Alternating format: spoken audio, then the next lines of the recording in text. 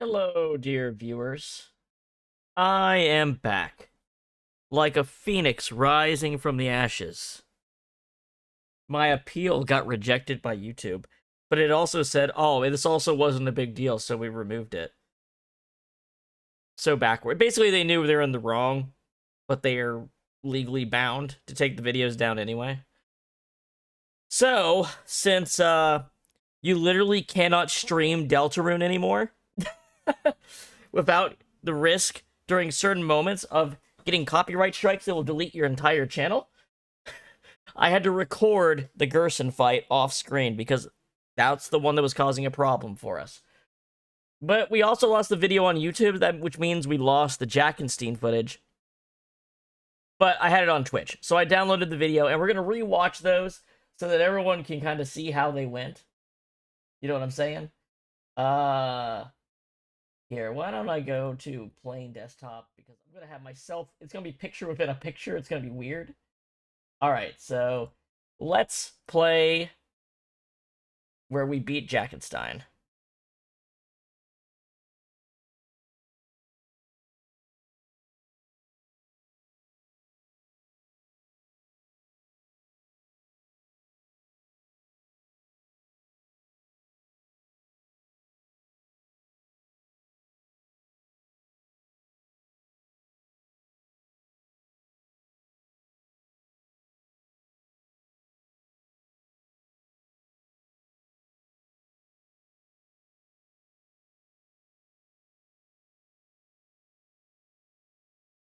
I just really wanted to make sure I got all of this on live footage. It bothers me so much that we did all these bosses, no hit live, and YouTube was trying to prevent me from doing it.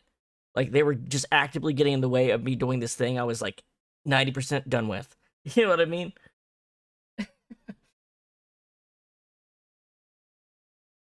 So frustrating.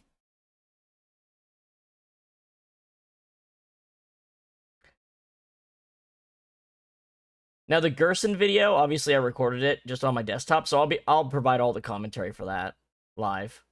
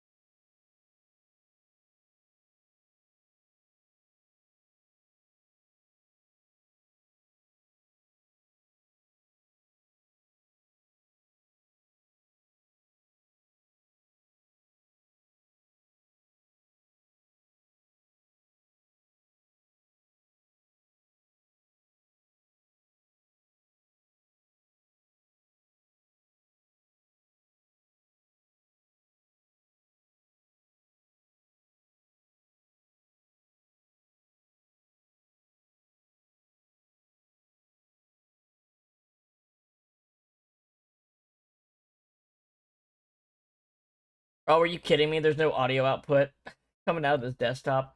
My god, guys. Why didn't someone say anything? Just add one. No, you know what? We do this.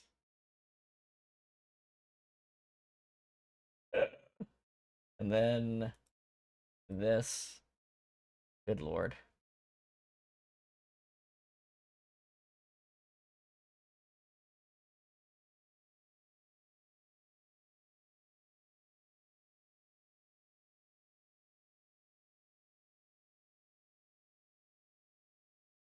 Okay.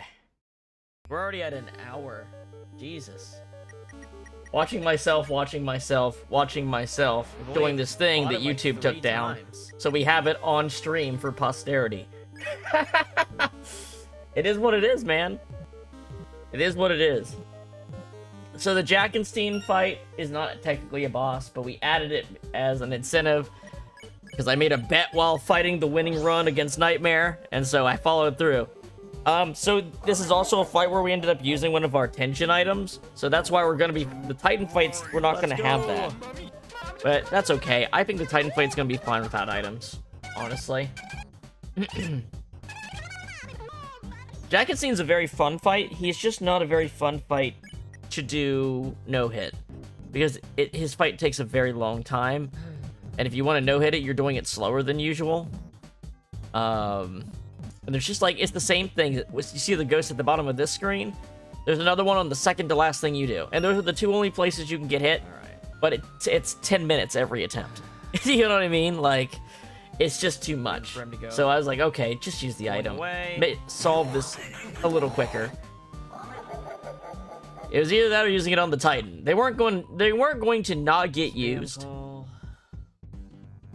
So this is how we took care of it.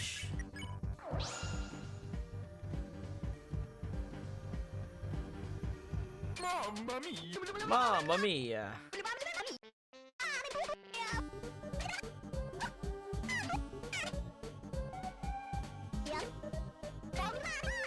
And there we go, first one. All right. Or no, maybe that was our second one. Yeah, so this one, the ghosts on the outer level move faster than you do, so you need to be careful how when you're putting yourself out there, that they're not going to hit you before you can get out of the lane. Do that. I think it's too fast to be doing that with. Which is what I'm complaining about here.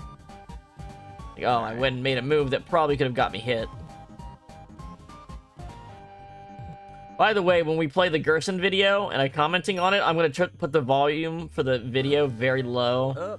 So we don't accidentally trigger something on YouTube on accident. considering how Here we go. absolutely ridiculous it was being the other day. Can't believe copyright strikes for playing the game on stream. That's insane. Then Like, we that's got this unsustainable one. for any game. Like, in terms of its advertising and community outreach, you can't do that.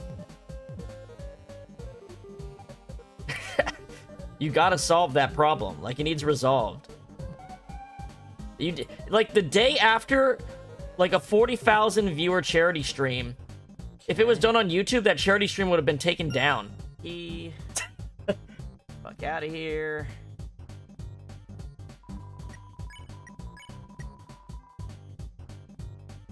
It's too bad you can't, like, change your party order. Oh well. That is an interesting thing, that the party order is always the Alright. same way. I just kind of got screwed last time. I don't think this one's a particularly hard one. The cycle just kind of screwed me. Oh, yeah, I got caught by one of the guys in the top row when I was trying to leave after turning wide in the attempt before this. You kind of, I kind of want to time it so the I wanna cycle make sure isn't they're bad. both, like, out of my way when I do this.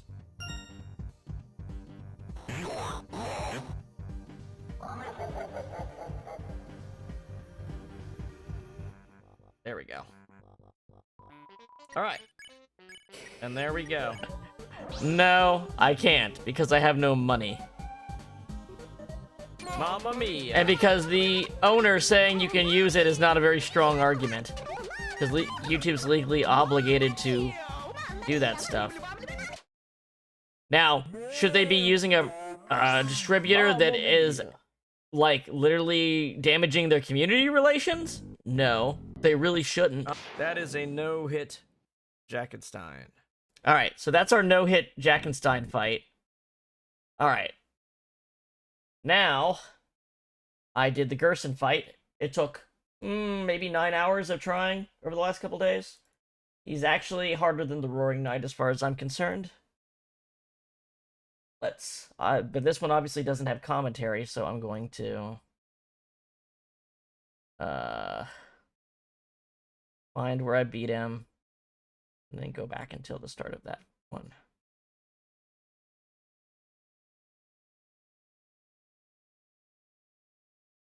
Okay, and I need to turn the volume down, like 10%. All right, so yeah, the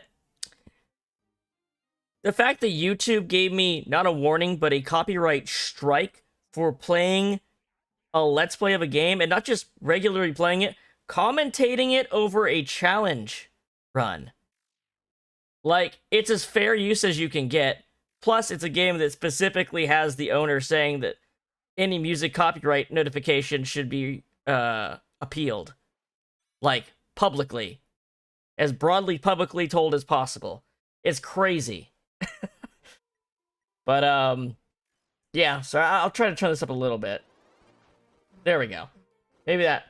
Sorry, I know this with no music kind of sucks, but there's literally nothing I can do. I can't risk my channel being deleted just for this fight in a section of a challenge run I'm doing for a game. It's absolutely insane that I even have... that those kind of words were even leaving my mouth in the first place. So one thing I learned fighting Gerson here is you can actually skip an additional attack during the fight if you can get enough perfect graze points to get an extra Rude Buster in. It wasn't something I consistently did, but a few times I was able to pull it off, and I think even in this winning run, I do it. So what happens is, you'll end up getting that extra Rude Buster in, and you'll get to the part where Gerson asks Susie what she wants to happen in the ending, and instead of answering, the next round he'll jump to his final move. So Susie will never talk back. Now, here's the two moves that are going to end 90% of attempts on this fight. The first one is the shell move. So going up near the top seems to work well to get it started well. The problem is there are two versions of this attack. You have no control over it. This is one of the few moves that has a random factor. Sometimes he'll reverse direction, and when he does, it's easy to get, like, confused. And also the stars are random, and sometimes they'll fall in a pattern where you just can't avoid it. So it's just a reset. This attack is the most challenging one that's not the shell. You have to deal with it twice. I found that once I started going left and right, using the left and right sides, I was able to dodge the small axes much more easily. And then for the big axes, I was just kind of encircling the ones as they passed, and that's pretty consistently good. Once you've gotten past all of those, this attack will fuck you up more times than you would like to admit. And here's why. Going from the shell to the axe attack is extremely, like, physically intensive on your hand. And your hand is going to sweat. I had never noticed this in any of the fights. My hands were consistently getting sweaty from doing the shell into the axe attacks back to back. And then my hand would freaking slip on one of that easy attack that comes afterwards. And I'm telling you, like a dozen of the times I got back past both those attacks, my hand would do this little slip thing. And when I tried to go down, I would go like diagonal down and get hit. And that happened like a dozen times. A dozen attempts ended that way on a not hard at all attack. It's like an extra like physical factor that isn't involved in any of the other fights that I've done. But once you've gotten past that, you can say you're actually on a run. A lot of these are not too bad. For this one, make sure you don't go into the corner, because that corner is dangerous despite how it looks with Gerson's hammer. The bottom left corner will get you hit.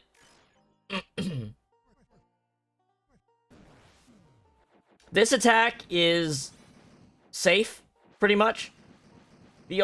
Now, admittedly, you could, if you knew how his hitbox worked, intentionally graze a lot here to get an extra Rude Buster. I think that's turning a safe attack into an unsafe one in an already hard run, and I would never recommend that. You can get to the early move without doing that. Here's the second axe attack. This will be your last attack before the finale if you get the extra Rude Buster in. See how we're doing the crescent move? And don't let the nerves get a hold of you here. It's easy to fuck this up. Make sure you play all the way through when you're practicing against him, because his final attack can just mess you up if you don't know the order of the shells. Once you do know the order of the shells, it's fine. And then for this part, start by moving in chunks slowly. Once his pace increased, you increase your pace and move closer into the box. The reason for that is if you move at full speed, you'll run yourself into his hitbox and ruin it at the very end. And there we go. That is a no-hit Gerson right there. I would put him as number 3 in difficulty. He's harder than the Roaring Knight to no-hit. He's a much easier boss in regular play. He is harder than the Roaring Knight to no-hit because the Roaring Knight has no random attacks, and he's got a few. And they persistently will make it hard to get on winning runs. The Roaring Knight does not have that, though. The Roaring Knight has an attack that has a direct answer that will almost always work every time. And that's the big difference between them. Like, even the Sword Corridor has a solution, right? And here we get our Shadow Crystal. And actually, because I had him to restart, I got the, oh, you beat me the first time text, which is really funny.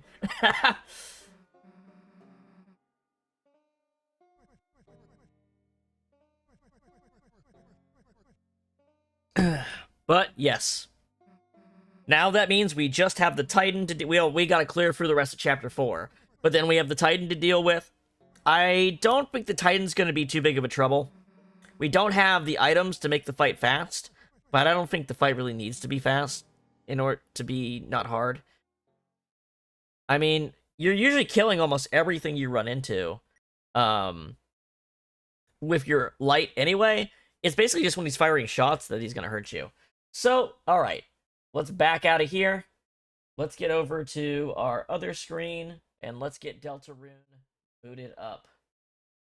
Oh, I forgot to update my board, but that's okay. Deltarune. I have 132 hours into this now. Damn. We've gained a lot of hours on this game. Ah, okay.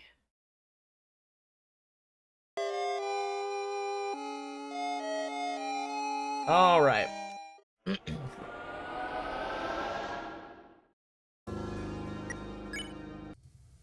All right, so one thing I didn't do was rearrange equipment.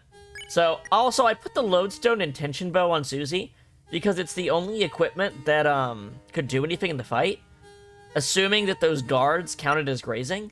If they did, this is probably the only way you can actually, cut out that extra attack. I think just a couple points of TP actually makes a difference in that fight. We do have our healing maxed out with her also, so she's got a nice heal. What are we gonna put on everybody? So, I think we're gonna put, damage boost stuff on Chris because he's gonna do the most damage to the Titan, right? We might as well keep those on Susie. We might as well keep the rest of this the same. This might as well be our setup. We're gonna get 2 power bands because we didn't pick up the Mystic Band, and we're gonna put those both on Chris to boost his damage. All right. I think I need to go right now. I think we still need to do this part of the chapter. Yeah. Let's see. There's something down here too. Isn't there a chest or something? No, there's not. It's on the other side. We're gonna be skipping for the dialogue and stuff. We're not going. I don't want to chance it. Let's make this a fast final stream for this game. Let's not let the copyright bots. Let's not give them any opportunity. It's already bad enough, right? So going up here is progress, right? So what's to the right? This is where we have. Oh yeah, we have these. We have the missiles. All right, and we're just gonna punch them.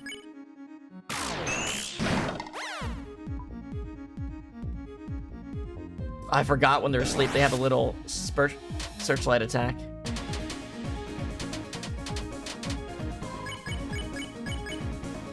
Get them. Oh, look at their little splash animation when they're getting whacked.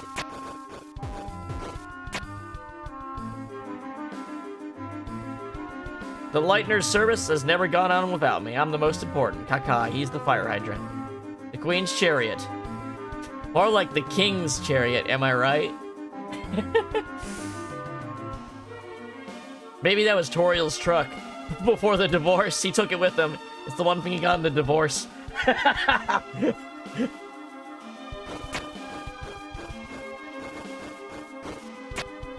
Alright, up we go. Oh wait, there is a tension item. There's a tension item in the secret place you can fall here. So we will have one. We will have one for Titan, actually. I forgot about that. We go this way. Wait, was there more stuff? Oh, no, over here. Yeah. We fall in the middle. Right here, right? Yeah, because we don't catch anything. Yep. Here we go.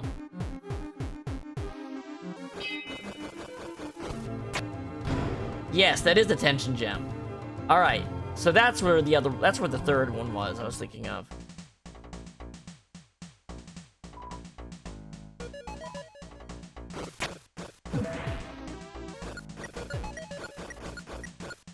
Up we go, up we go.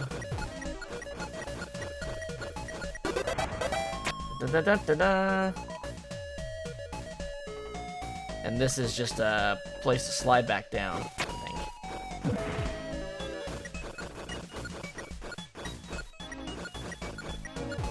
Whoops. And there we go. Now, I don't think this chest appears in the other sanctuary, so I think we have to get it here. I don't think this power band can turn into a mystic band like the other one can. Reverse.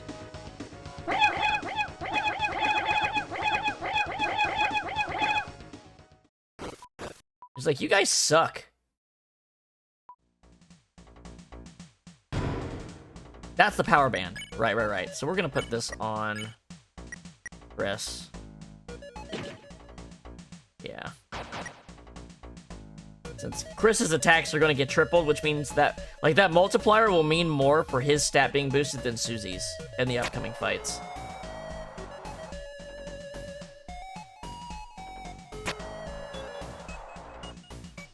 Okay. And then we'll go over here.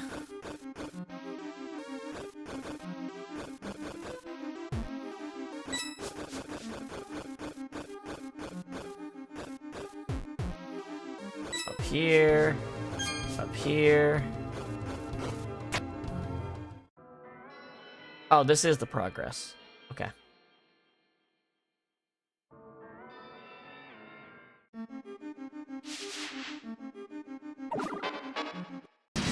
Let's go!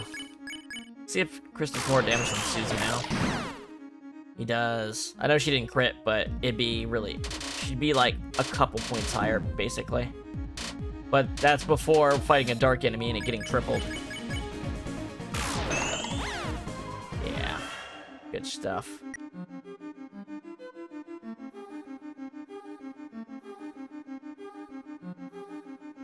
It's funny, you beat one of them. There's so many of them there, but you only need to beat one of them for them to disappear.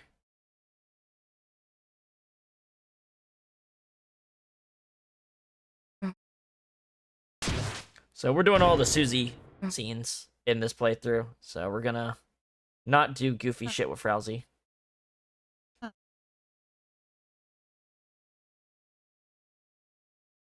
Oh boy, I was so glad when I wasn't expecting to beat Gerson today after taking yesterday and not getting anywhere, but I just kind of randomly beat him on one of the attempts. Like, it didn't feel like a serious attempt at first. And I'm like, well, shit, I guess we can stream tonight. That's why I didn't stream yesterday. I was still working on Gerson. I wasn't, like, scared to stream. I couldn't do the thing I needed to do to put it on screen.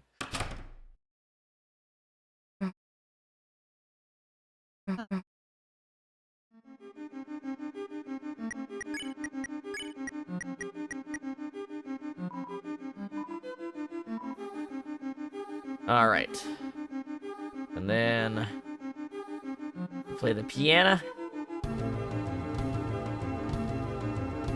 I think I will take a couple days. I think I will take, like, a little bit of a break since I just, like, no life to week. No hitting these bosses. So after we finish this today, I think I'm going to take a break for a few days. And also, I need to work on the compilation video. I don't want it just to be the clips next to each other. I want to, like, make it a thing where I have an introduction, talk about the bosses, how hard they are, what things to look at. Like, add a guide portion to it, basically.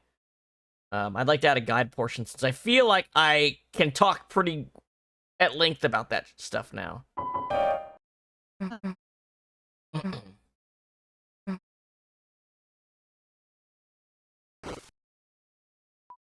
And also, I'd like to make it look nice.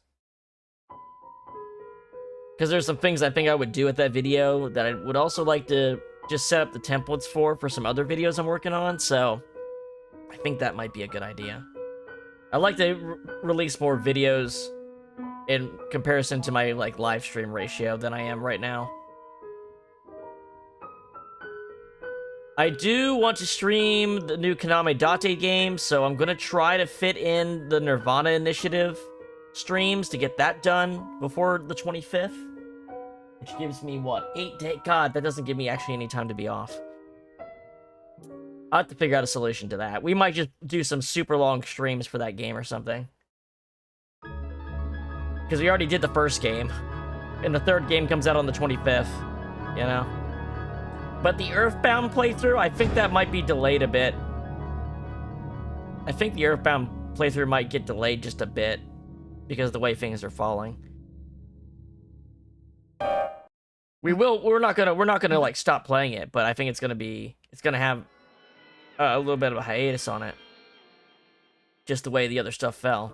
I could use them, but there was other stuff this way, wasn't there? Oh no, it's just this shit. Right. And yes, Mr. Cups, I will use you.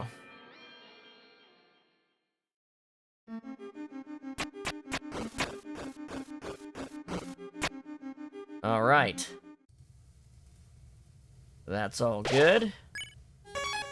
What do I have item-wise? I have the tension gem in my inventory. That's what matters. Okay. Going for the middle here.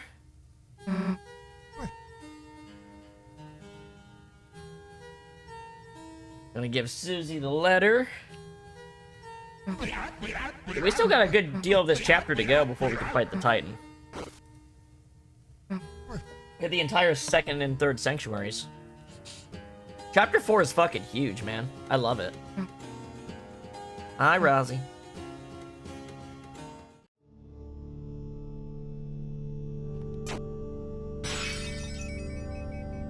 Alrighty.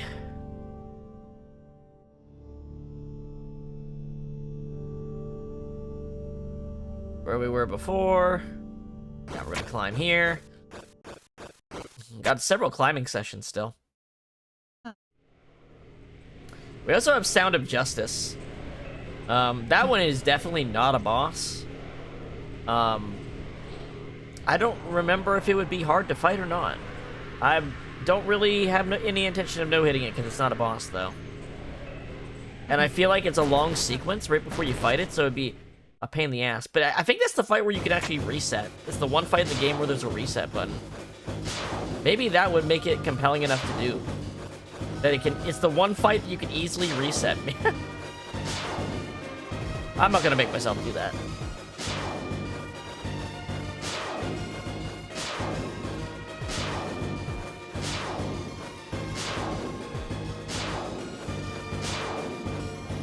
As many attempts as it took to beat Gerson, Susie's gonna be like quoting the chapter synopsis as they're happening in the next chapter. She'll be like, oh yeah, fields and fire. Oh, stars above. Fucking Kung Paoing it. Oh, stars above. Oh, flames of jealousy. That's what this. She's thinking that as she's leaving Chris's house tonight. Oh, flames of jealousy. I get it.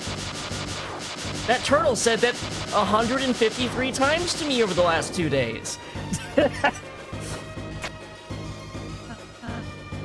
Susie's heal is definitely better than Rousey's right now.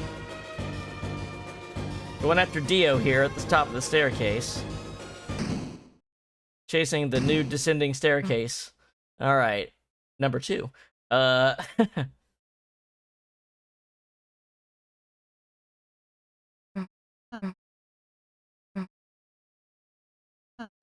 Oh, we do have something here to do. I almost forgot.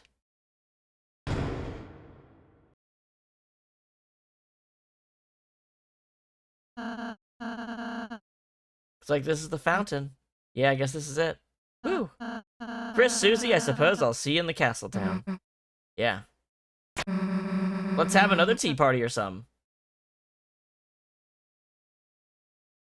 Yeah, maybe I should play Dragon Blazers. Everyone around me's talking about it lately.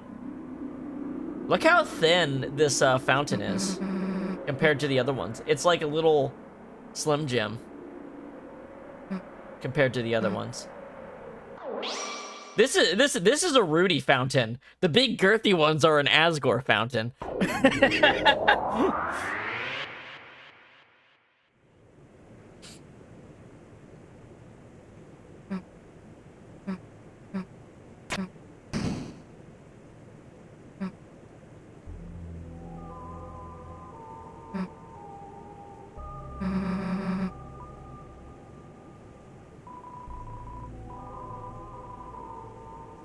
I mean, yeah, but I mean, I'm just, it matches their build.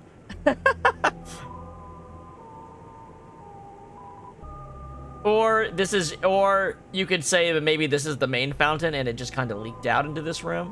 One or the other.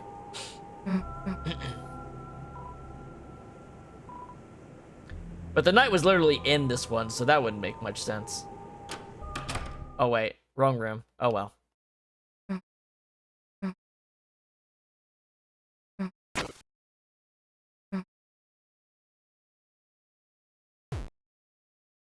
What a weird thing to keep in your desk.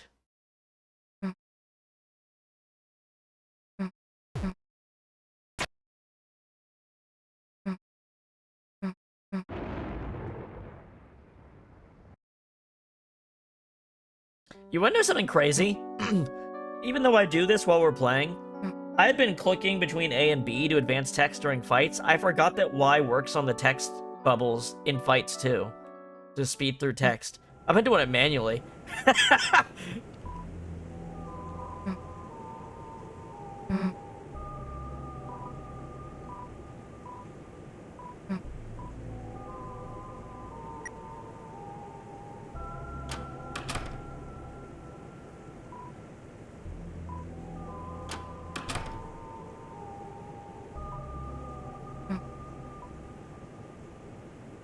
We listen to Susie when she speak.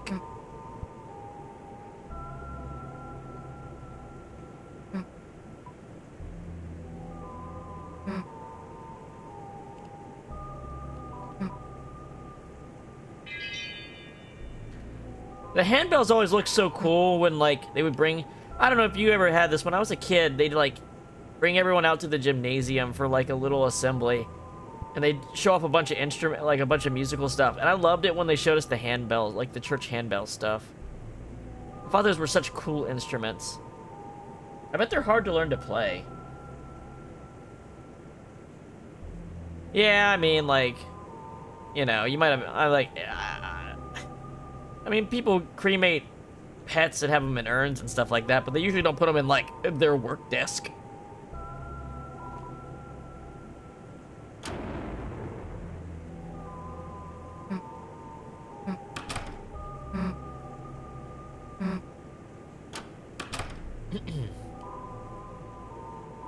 All right, listen to Susie's cool idea.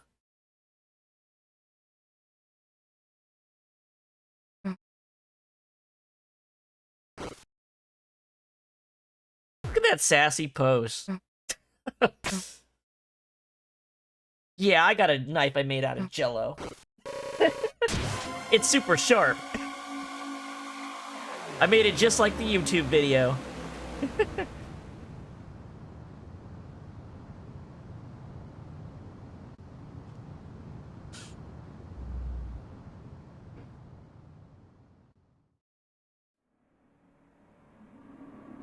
That's a wide Susie fountain right there.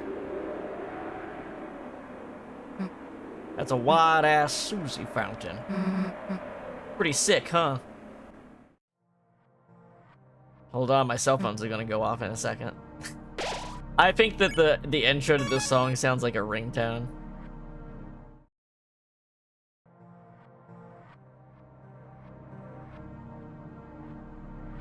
There's nothing you can do over here, is there? Oh, it's the reverse of the door. Got it, yeah. This sounds like a cell phone ringtone to me. In fact, it would be a pretty good song to make a cell phone ring if anyone ever had their cell phone on ring or took phone calls in this year. And it wasn't just like, you know, a million spam calls, which is why you never use the phone function on your phone.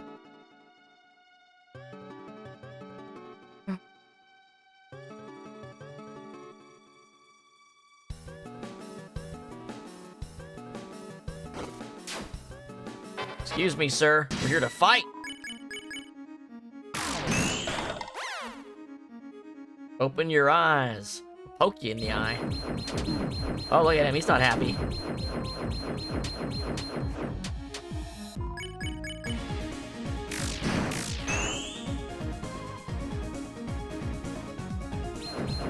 These things are fountain or are writing quills, if I'm remembering right. These are like ink quills. Like the ones that would be on like the podium desk at a church.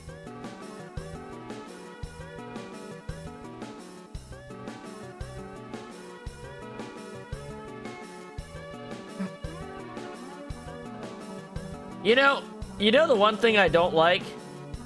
Rousey won't use any goddamn fire magic. I was just thinking about this, like, man, I really wish Rousey had, like, a combat option that made him useful for, like, a high-level player that doesn't need healing. You know? He needs to get that in the next chapter. He needs to get, like, some sort of option. It doesn't even have to be a damage option, but it has to be something that's, like, useful towards the fight. That isn't healing. I guess he gets the pacify, but like it's usually just easier just to spare people.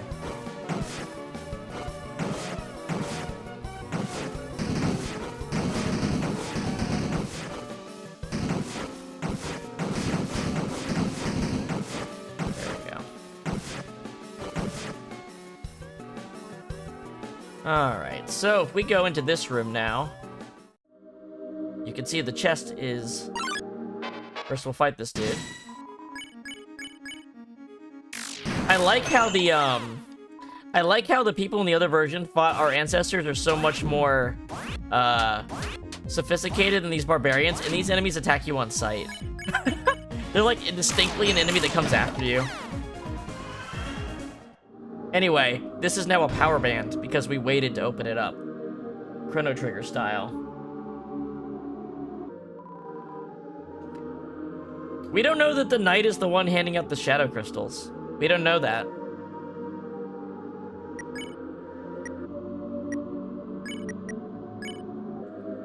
There we go. And you can wear the spike band. There we go. Maximum damage.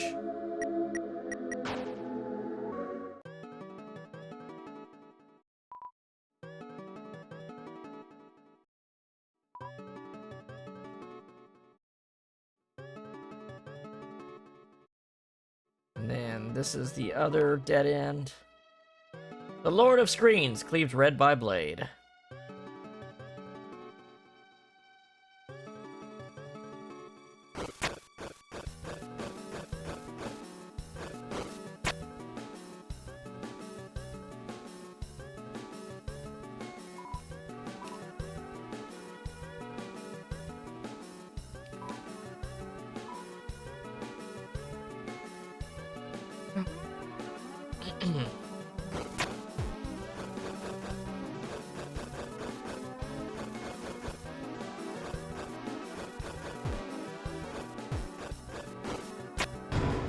Hey, Rhapsody. Thank you. Thank you very much.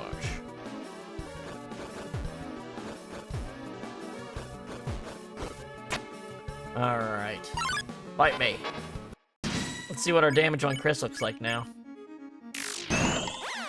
Not bad, that was not a crit, but...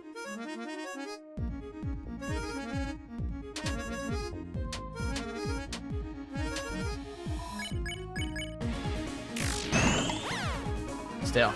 Chris hits harder than Susie now.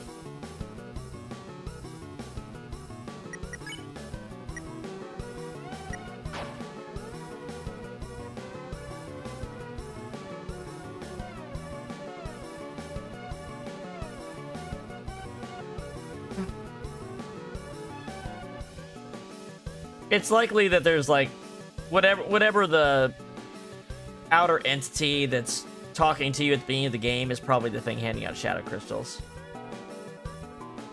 The thing in heaven. Oh yeah, we got the Gold Widow armor. Here's something fun.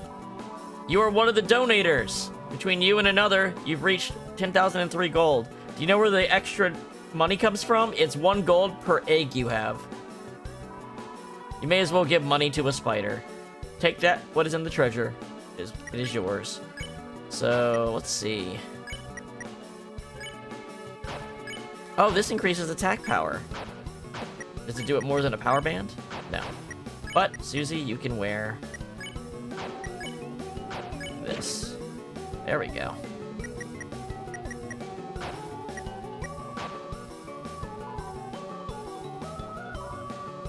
People said it was useless. That's more attack power boosting equipment.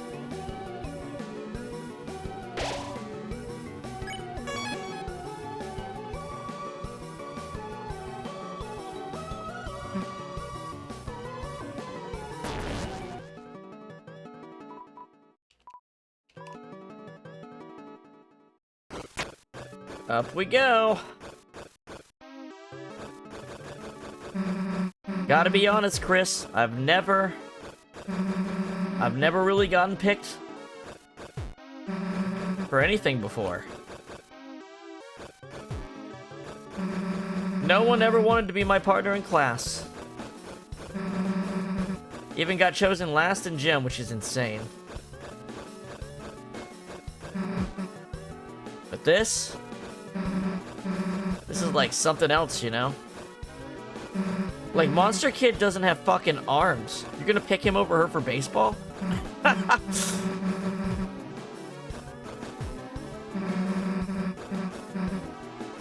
Oh wait, these are not the ones we damage.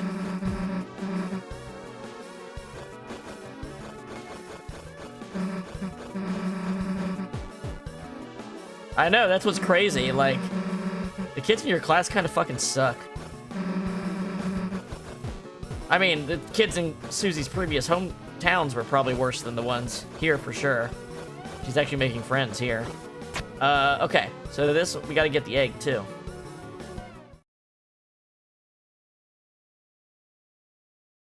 Most important room in the game so far is up ahead. What do you call a man with one eye? A cyclops. You know what a cyclops is? A titan. It is in the, it's like Hectonoshears. It is a common type of titan.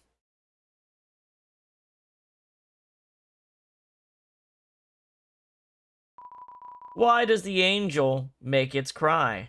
Because his girlfriend's missing.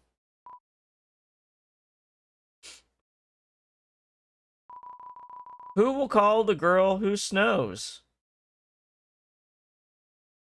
Whoever gets into the shelter.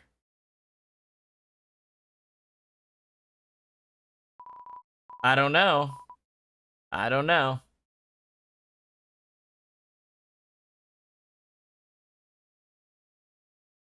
Alright, and then the egg is...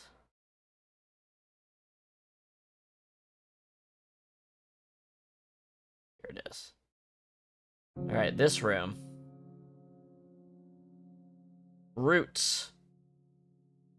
I think we're seeing the shelter surrounded by trees. I know there's a roof on it, but... I heard something in between.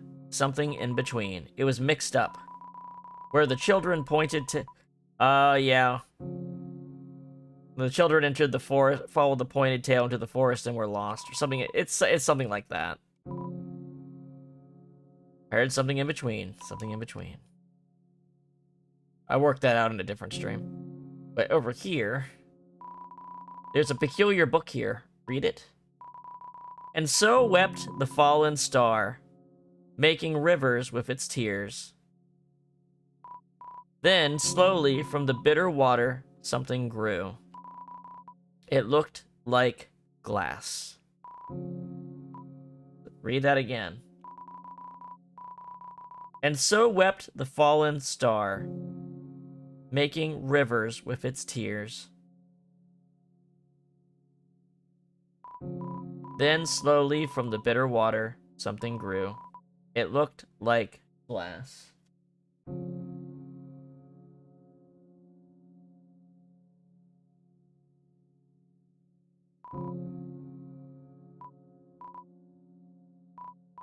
A fallen star is also an angel, because Lucifer was known as Hillel, which means the morning star. Just for those who don't understand that connection. So, I mean, very direct Azrael reference, I think, right there. Hey, Angel. Did you beat the Hammer of Justice? I did. I beat him off stream, and then I commentated over the footage at the beginning of today's stream, so he wouldn't get copyright struck. Because that happened, and the stream got took down in the middle of the stream when we tried to do it earlier.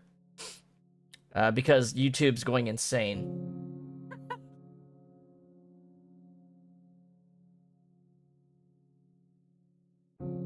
You know, the Roaring Knight might be this as well. This is another possibility for what the Roaring Knight is. Because the Roaring Knight is made of the same material as a Shadow Crystal, right? It's pretty obvious, especially once you see especially because we have this, and then we have the description of the knight being drawn in the egg room that is this room once we enter it several times over.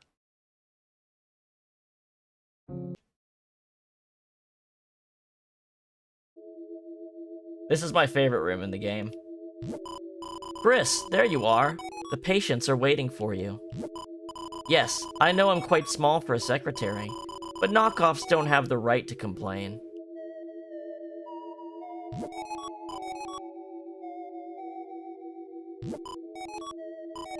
Remember, these are like the flying aces. These, you see these? It's something about Chris's past, right? It's about his childhood, his past. These characters are populating an area. And remember, compared to the regular hospital, we have the 2 doors that are normal, but then there's the room in between the 2 rooms of the hospital. Okay? The room in between in both ways. There's a room in between the 2 hospital rooms. Right here. Alright, so we have... Oh, I'm sorry, I was so into drawing I didn't notice you. Are you here for art club? Right, this is where we draw pictures, and don't kill each other. What am I drawing? Oh, don't look, I'm not finished yet. How did I get here? I can't say I remember. I was in such a rush, I didn't look where I was going at all.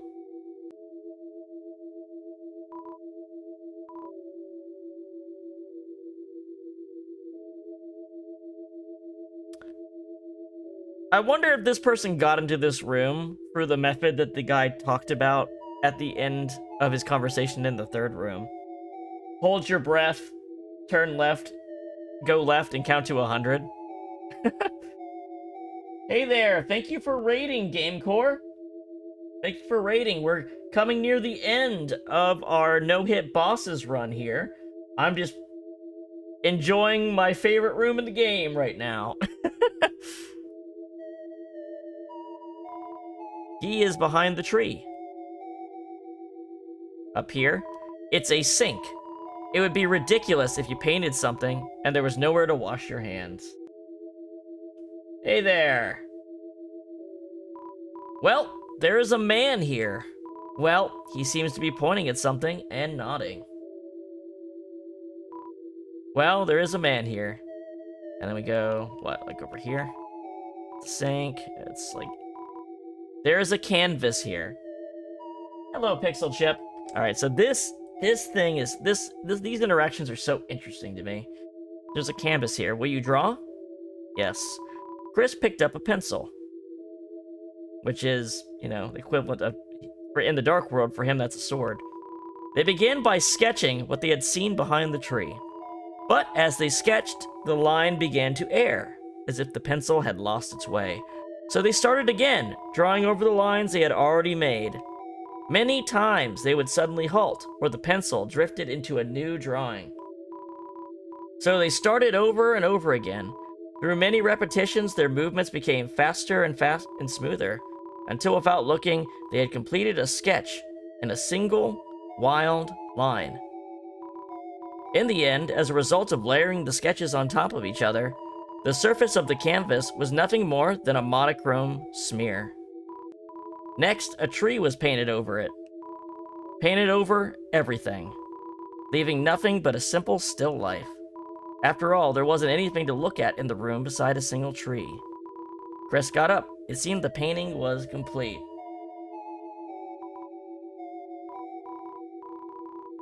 But their hand, smudged with graphite, was still moving, as if to trace some unseen shape.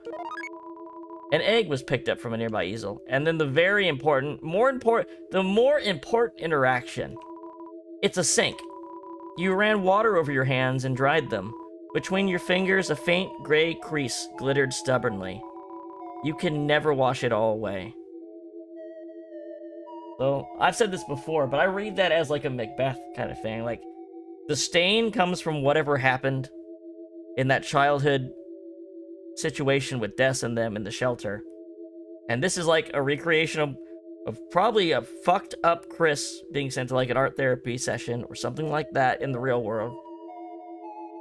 And there's like this obsessive drawing thing going on. You have the symbolism with the pencil also being like a sword for Chris in the dark world.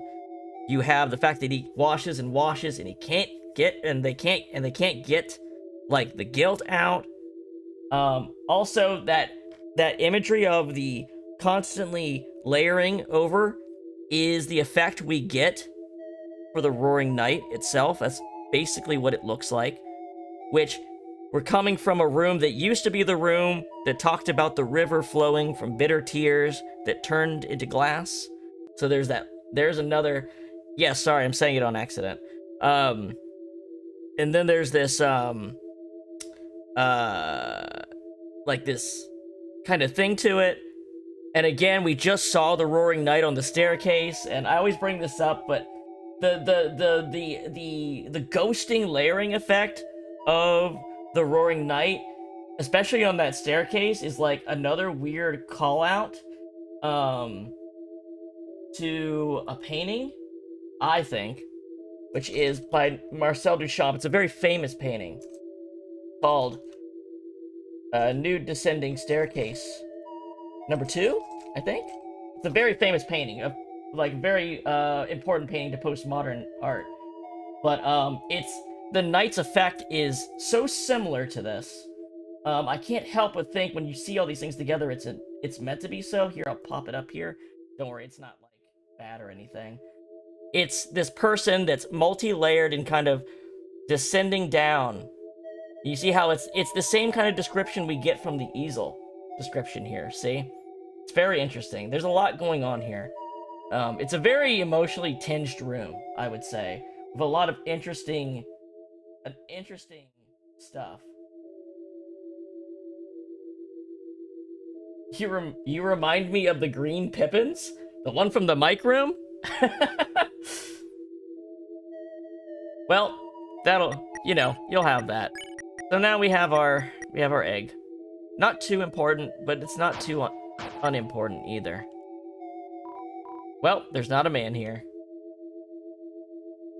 Well, that's how it goes.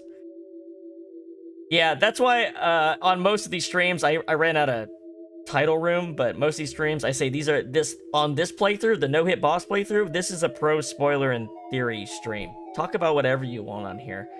Because I've already got regular playthroughs on the playlist. You know. It's a sync. Where's the guy? Is the guy still here? I forgot to check. I think they disappear. Yeah. So anyway, going out of the room that's in between the two rooms in the hospital here. On the way out, you can also talk to the Flying Ace. Well, how did the session go? They say art is therapeutic. Which one of you was the patient, anyway? Which is kind of like, it's staring back at the player, right? Is this the person controlling Chris, or is this for Chris themselves?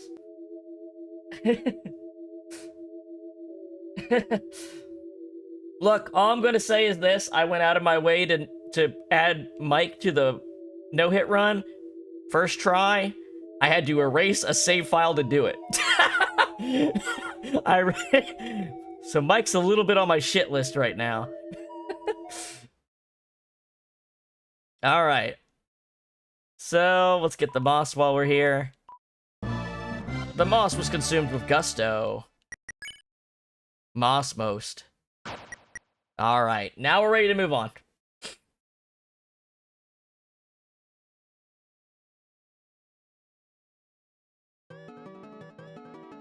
Alright. Back to running away from the YouTube stream shut down music copyright shit by going as fast as possible through the text and getting the fuck out of these songs while talking over them. The wiki says that you can fight Mike as long as you've recruited Pippins, Shadow Guy, and Zapper. Right? That's what it says on Mike's page on the wiki. That's the requirement to fight him. This is a playthrough where I'm no-hitting the bosses, and I'm violently fighting all of them. What the wiki doesn't say is that you can't have violently fought Tenna. So it completely fucked me. It completely fucked me after 14 hours of fighting Jevil and all this other stuff. I'm like, okay, time for Mike, and we can't fight him. So I had to go back to my pastor's playthrough, reload my old chapter 3 save, and I'm like, well, if I fuck this up, I won't have a save, so I have to save over it, and then I went and beat him first try. So I didn't even need to save over the file.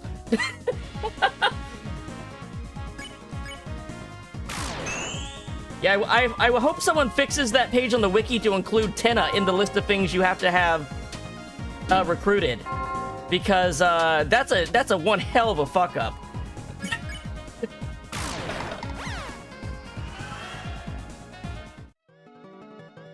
Like, that's a crazy, like, I'm probably the only person in the goddamn world who finds that out, because who violently fights all enemies but those 3 in order to fight Mike on a violent route? No one does that. So that's why they didn't know on the wiki, because no one's fucking tried to do that, probably. I call this the Twisted Freak route because I'm doing just the weirdest shit in it. I'm just doing weird stuff. We started Weird Route and aborted it, so I'd have a Thorn Ring in case I confuse it early in the next chapter. But I know that they'll probably not give me that Purest Crystal until, like, a whole extra chapter later or something. So, you know. But either way, I'm doing weird shit like that. This guy will fight me, right? Yeah.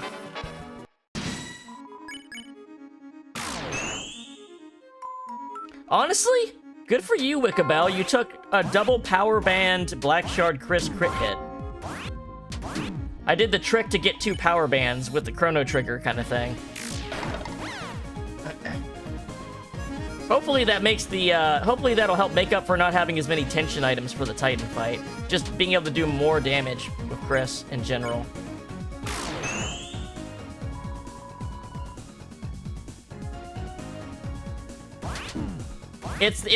I'm weird, but not that, yeah. I call it the Twisted Freak route because I started getting weird and then I twisted right back to the normal route.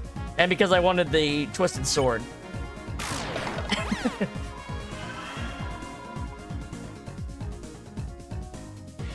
Oh, sorry, that was a big text.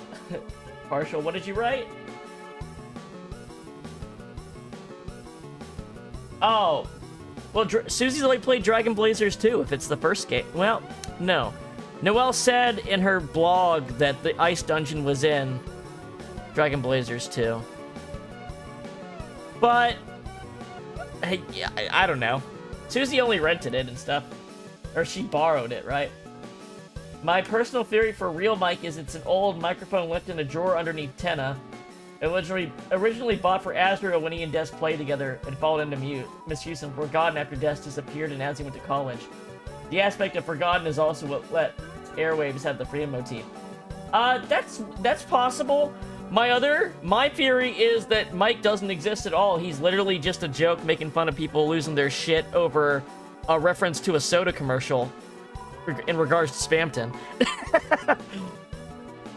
Spamton's referencing like an old soda commercial and everyone thought it was a real character, and so they made it a real character as a joke. That's my theory. But it could be other things.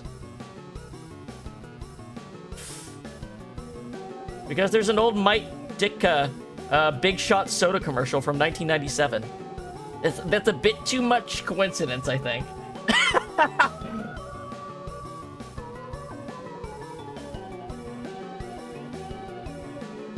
Oh, yeah. Right. That's true. Then again, Susie was only in the room after you had already cleared everything out. Like, she didn't see you fighting stuff. You didn't fight stuff in the Dragon Blazers you played with Tenna. Also, she also just believed Tenna. Like, you know what I mean? She just took what Tenna was saying at face value for most of the chapter. Until he was lying in her face. So, she didn't have a real reason to think it was anything but what he said it was.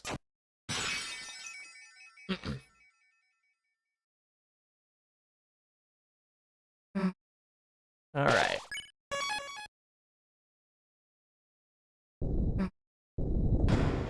I mean, it's Dragon Warrior. It's just Dragon Warrior. Which is why when Gerson says she's the dragon, he's saying she's the villain of the story. Which is cool.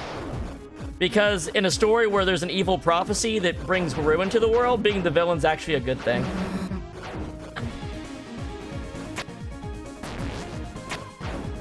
Like, she's not... There's a good chance she isn't actually, like, one of the heroes, and that she's literally, like, a villain or something like that. Not intended from the prophecy. Which is cool. Might not be. She might just be. But, like, him calling her the dragon is pretty significant, I think.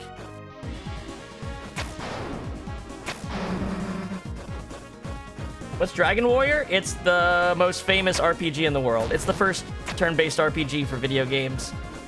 Maybe not the first, but the first big successful one.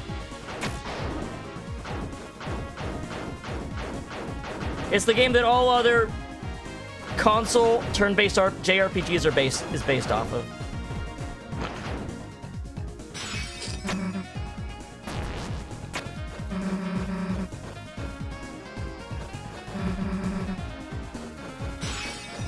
Are you being facetious?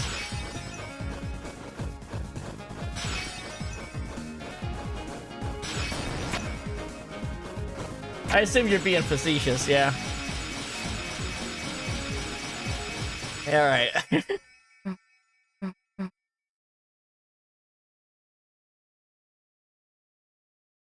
I forgot it's called Dragon Quest. You know, it's called Dragon Quest, but the only one of those games I had was a Game Boy game called Dragon Warrior Monster. So the Pokemon style spin-off game was still called Dragon Warrior. It's so weird. I guess Dragon Warrior was it called Dragon Warrior or Dragon Quest 7 on the PlayStation? I don't remember which one they used. Alright. Like I said again, this isn't on the all bosses list for like speedruns and stuff like that, so Sound of Justice I don't really give a shit about. But if we get it, we'll get it. And I actually am curious if the reset button trick actually works with the fight, so I kind of want to just try it to see. I've been complaining this whole time that this game needed a reset button for the super bosses, so I could fucking do them faster. And what am I not doing right? What am I missing here? What am I forgetting?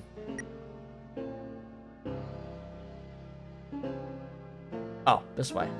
Yeah.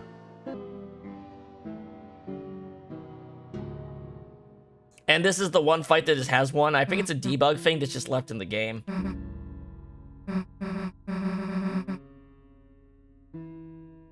It is. It's, you know, Dragon Quest has got a couple spin-off things. I've never played builders like... Honestly, I don't even like Okay. I didn't like Dragon Quest when I was younger and tried the games. I hated the first-person JRPG turn-based thing. I love Final Fantasy games because you see the characters in combat, but I didn't like Dragon Quest because you didn't. But I think nowadays I'd probably like it. Especially the newer games.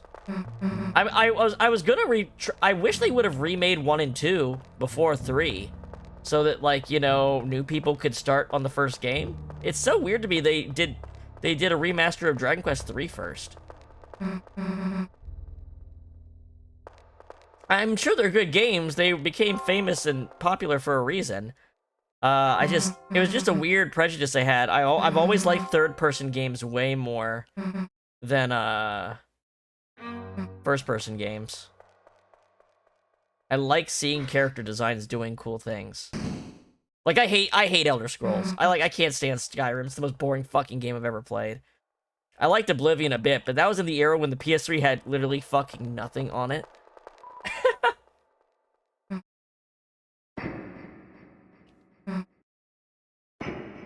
Alright.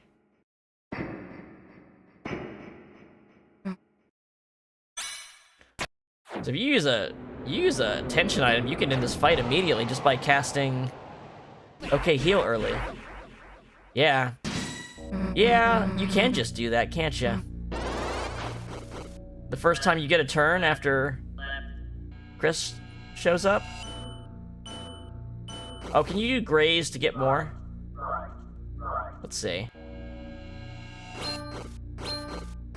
Oh, you can speed up the fight this way.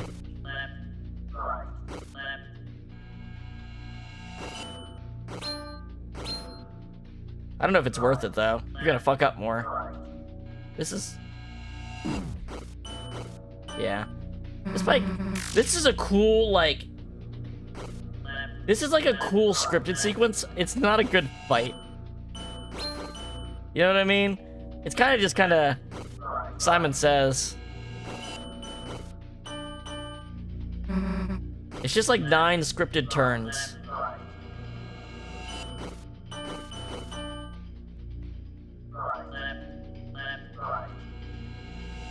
I can't look at the chat because I'll miss the call order. Damn it, give me a second.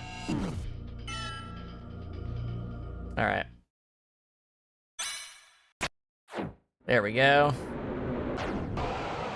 Do you know,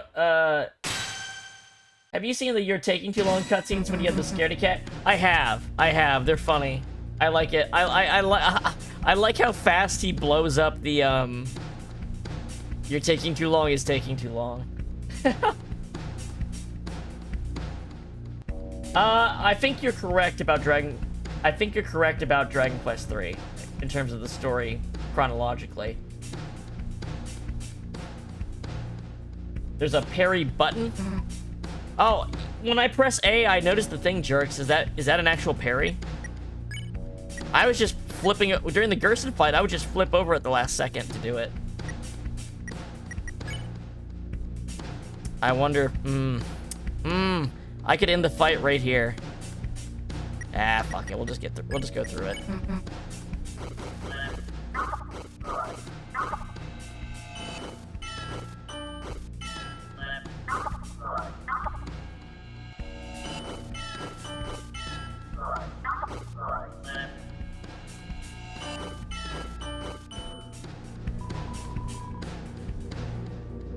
You press the same direction you're facing. I did notice that. I didn't know that would count for that. Oh, if you know this, maybe you know. Does the tension bow and the lodestone affect how much TP you can get from doing that? Because that's what I put on Susie for the Gerson fight, and sometimes I was able to get just enough TP to end the fight immediately after the second axe. Like, his final attack would come after the second axe, and I wouldn't have to deal with the turtle shells except for the last attack. Yeah, that's what I'm saying. Like, it's just... This is the scripted sequence more than anything.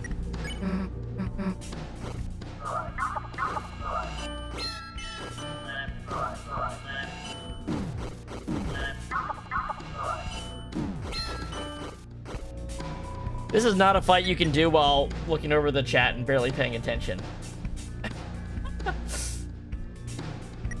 Sorry. This is but this is a very hard fight. This is a fight to not be distracted.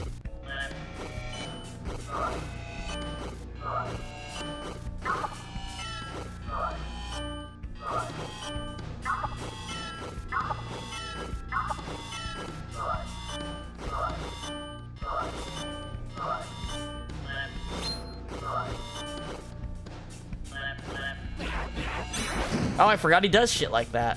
I honestly forgot about that.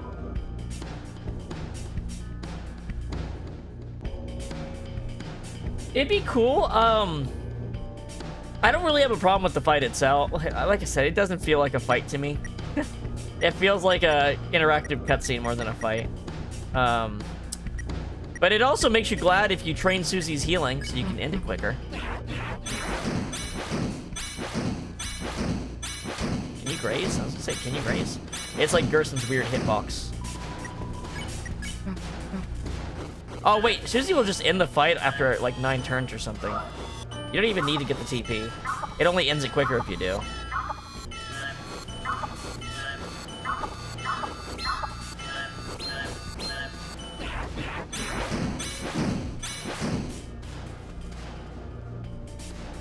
Yeah, Susie will just end the fight, yeah.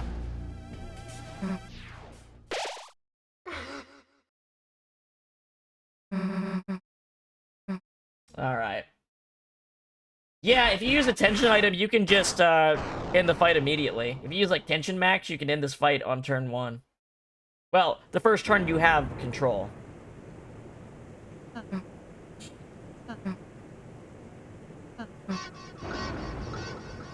Angry sus.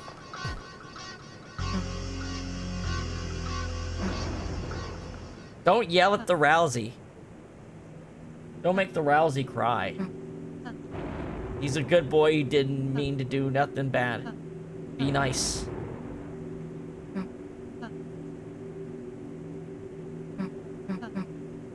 They needed this cutscene in the game so badly, too. Like, everyone wants to, like, assume the worst out of Rousey just because he does a couple weird things. And it's like, no, you really need a scene to show that there's no malicious intent here.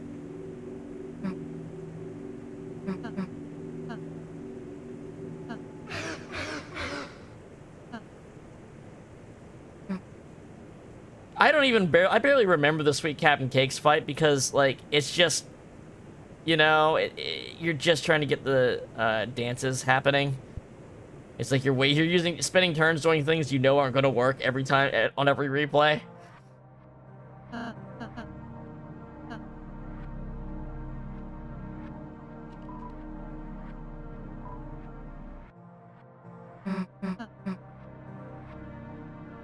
All right. Oh, we're so close. So close. One more boss to go.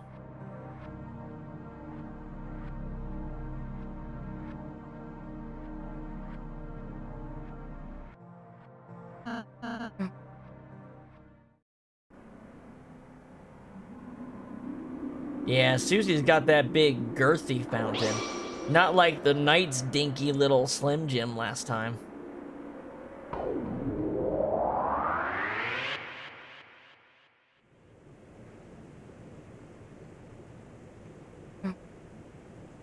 Alright. Out of the frying pan, into the fire.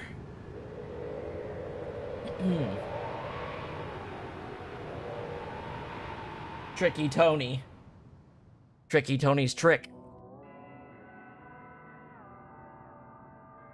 He's a mathematical genius, I've heard.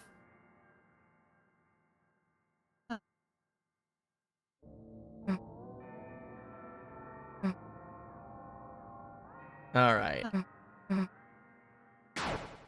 Pose. Oh, is this the thing that lets you race the dog? I thought you had to do this later. I didn't think you could do this when you first got here. Maybe that's because I'm playing on a save file that's already beaten the game once. Maybe?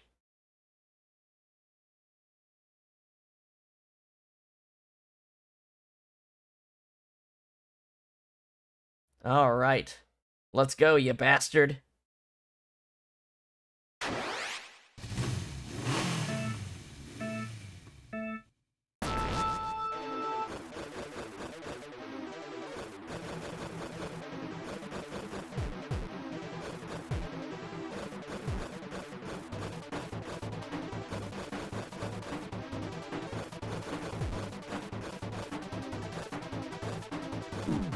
Oh, those actually slow you down, not damage you. I didn't realize that. I guess you don't have a health bar, so what else would they do?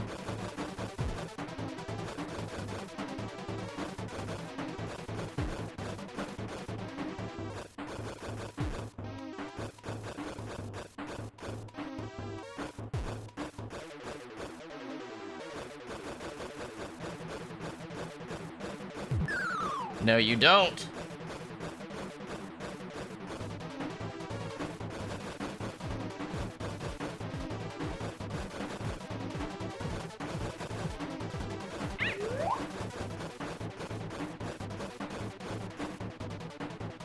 How dare you?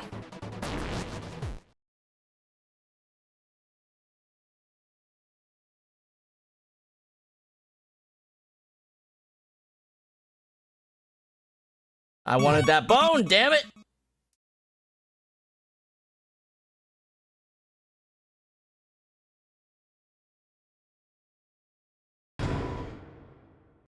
Inside was a dog dollar. Added to storage.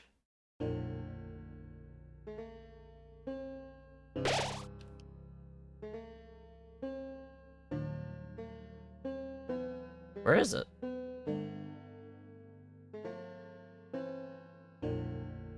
$1 with a certain dog on it. Its value decreases each chapter.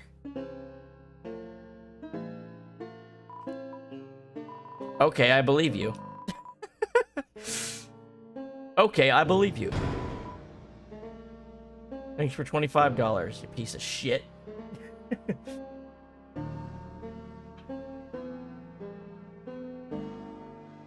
I'm sure they are.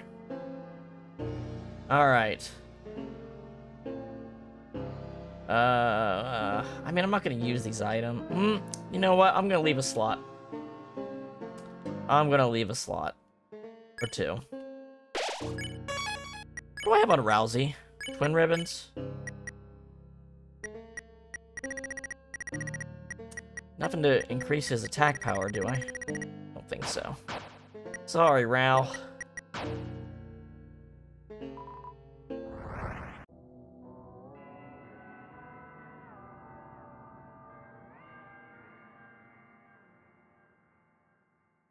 Oh, I see.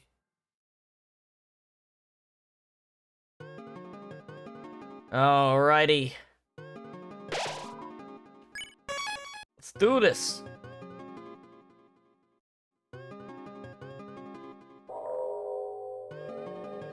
Whoa. Why does it make that noise? Oh, it's this room that makes that noise.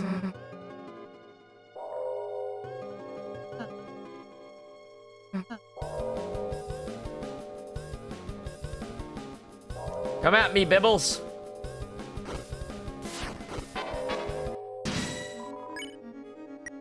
These things are way more dangerous. Let's kill them first.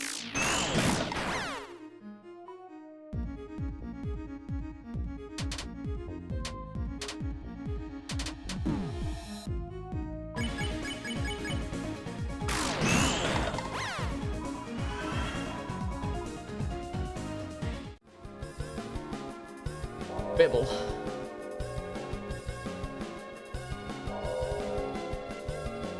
Alrighty. Is that it? Yeah, we can go over here.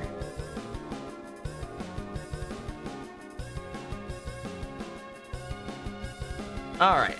Oh yeah, this is the princess ribbon. I mean, that's an item clearly meant for Noelle, right? It literally says the glove don't fit on the characters that can wear it. Oh wait, that takes you back, damn it. Did that first try, by the way. Oh, this. You know, this is really funny. I don't think people realize that you see this in the chapter itself.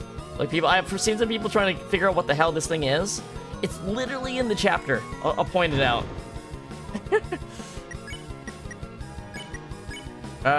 Okay, this increases attack power. Susie, if only you would wear it. The gloves don't fit. The prison on the princess ribbon. Alright, here you go, Rousey. An attack boost. What does he even say? Cute! Gloves don't fit. I don't think... Chris doesn't have a line, right? Yeah, Chris don't have a line. You must acquit, exactly. This is... Oh my gosh, this is where OJ's gloves went, huh?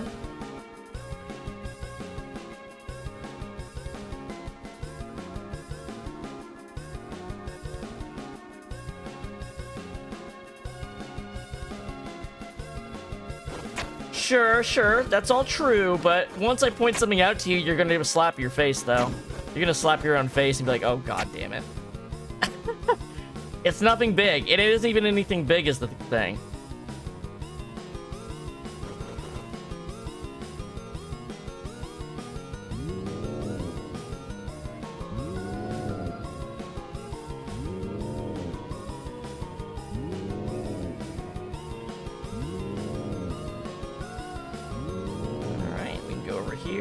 Oh, wait, that's only if you missed it. Right, that's only if you actually missed the moss and egg room earlier.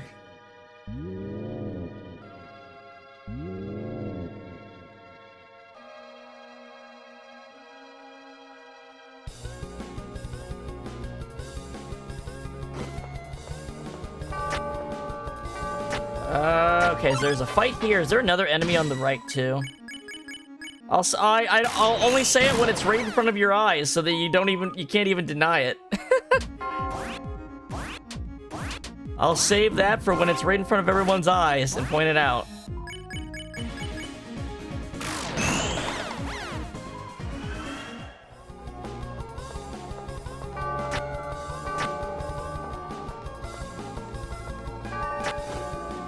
This is the Jackenstein room, right? No, this is progress.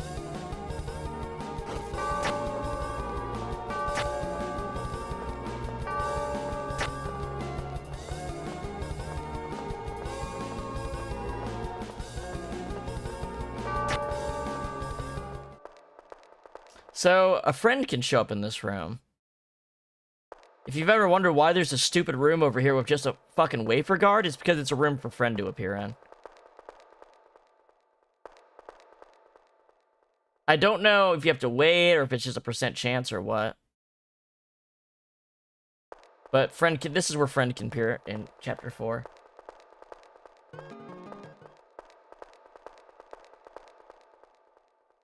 Oh, I think it's the... Oh, now I remember.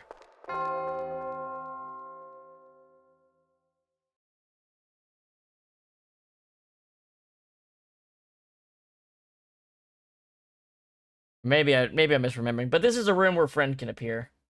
Yeah, it's something like that. It's something like the sound waves do something. But yeah, that's why there's just like a bad armor in here, and that's it. It's kind of weird.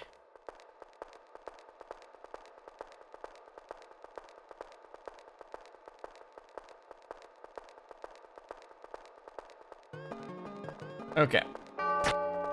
Progress.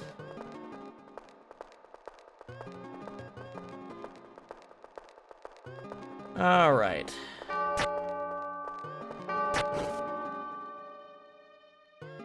Time for some pro gamer skills.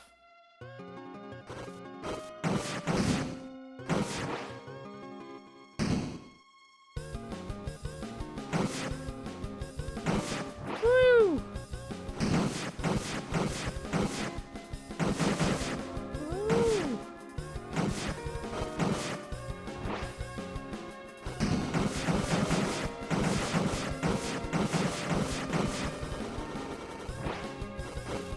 Bada bing. All right. I feel like the Bell of Judgment is not going to be happy to see me. But the bell rang hollow.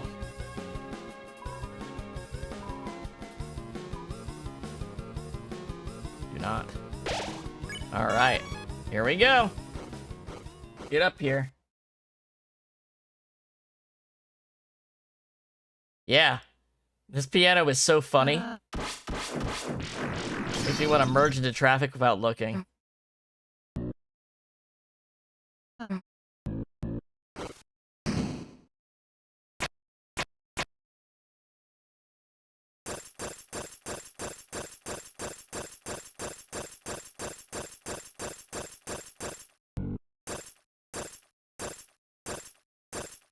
Well, I hate to say it, Jackenstein, but this is not the route for you, buddy.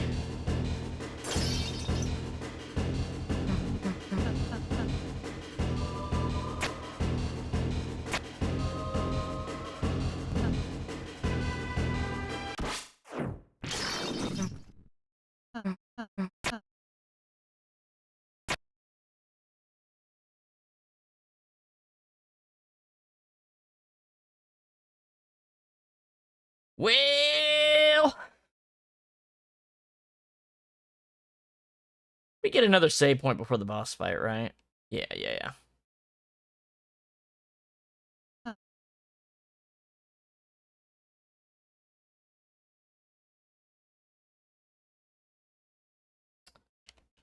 I guess I could put the Shadow Mantle on Rousey. There's no grazing in the Titan fight. I mean, I'm not gonna get hit anyway, but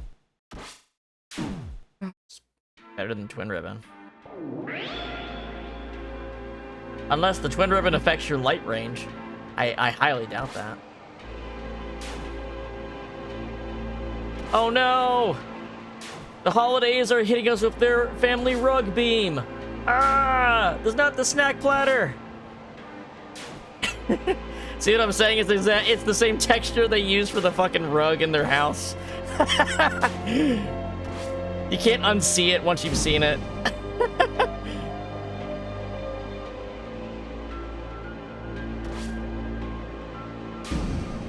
Yeah, it's the same zigzag pattern. I mean, it's just a texture they're reusing, but it's funny. Old Rudolph blasting us with his red nose rug beam here. That's what's going on.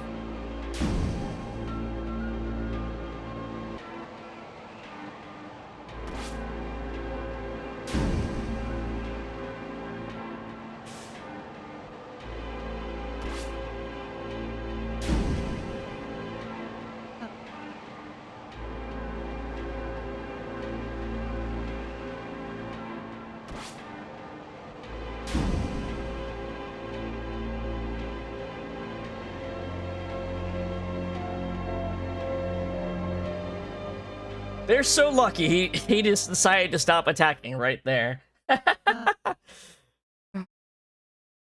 Alright.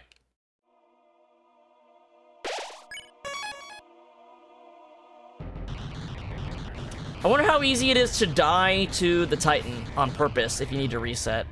Because I imagine it's gotta be quicker than quitting out of the game and reloading a save.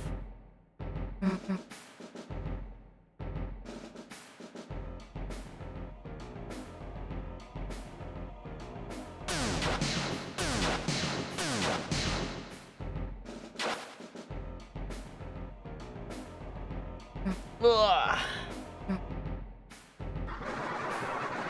Susie's intuition is really good here. He says, you probably don't stand a chance against us in the light world. And if you're going by the Rudy interpretation, that makes a lot of sense. And Susie does have good intuition. She's not smart, but she intuits things well, which is kind of interesting.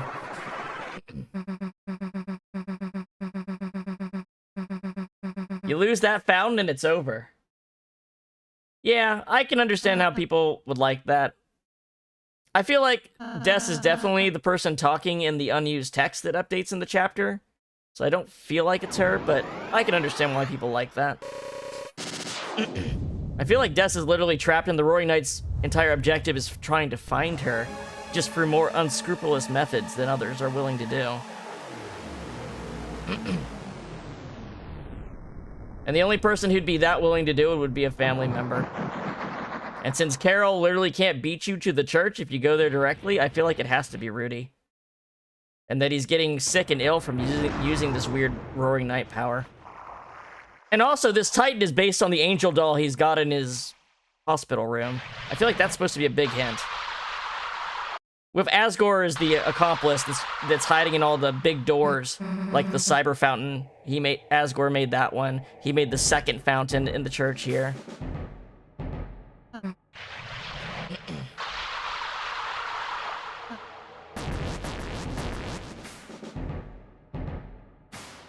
In the light world, they can kick a hospitalized man's ass easily.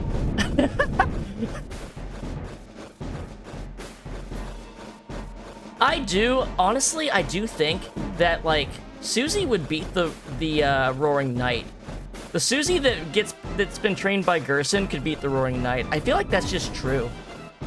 Like, assuming that the game actually considers you, like, putting up a good fight as a legitimate thing in the game's story, if you do it, I feel like the Susie that does that and beats Gerson and gets through Gerson and grows stronger by training against him would be able to beat the Knight.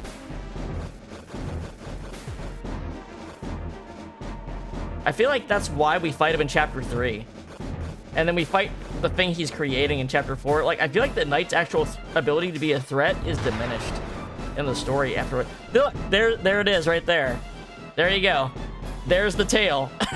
it's just, I think it's literally just to be, oh yeah, the prophecy's so accurate. In 5 minutes, you're gonna see this fighting the Titan. That's how on the dime it is.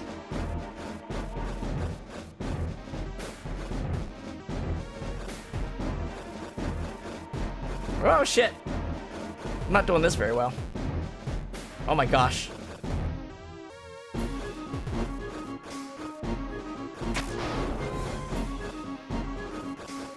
That's a lot of text. I'm climbing, and I'll read it after I get to the top here. Alright. I wonder if the Shadow Mantle makes you take less damage during the climb sequence. Didn't think about that.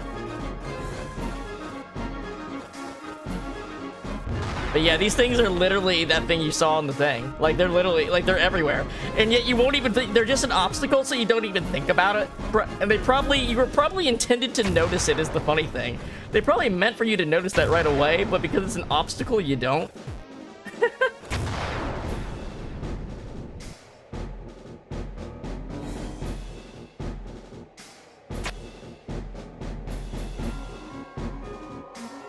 Alright, let's see. What did you write here? I have baseless conjecture that the fountains originate from the games of make-believe that Azzy and Des used to play together. Using childish logic, they basically became gods, Hyperdeath and Roaring Knight respectively, due to the constant nah, I counter it stuff kids do. It's also why the Shadow Mantle protects against Star-type. It's Des' make-believe cloak to protect against Azzy, It'd be star type based on the god of hyper death. I think. I mean, it could. I mean, there's snakes in the Titan fight, but they're not literally a round chain. I make a joke every time I go through that room, except today, that the prophecy is just a line of anal beads, and that's the obstacle you have to get past. It doesn't have a mouth or teeth. It's just a line of anal beads.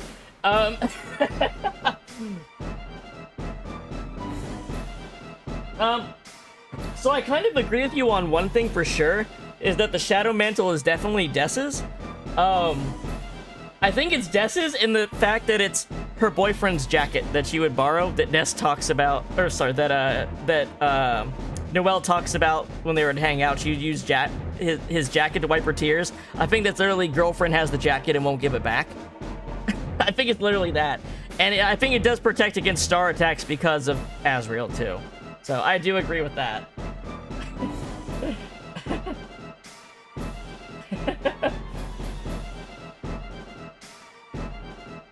Yeah, but it's Hell's Tail. It's going up your ass.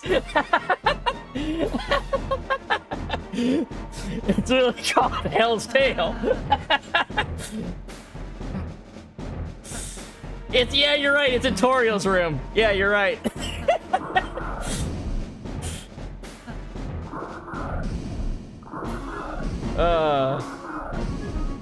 I like how Rousey just decided floating was important now. Alright. Let's do this tutorial fight here.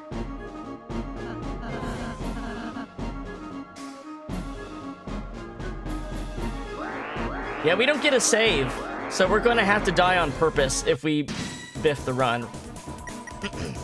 Like, we don't get a save to retry quickly from. Alright.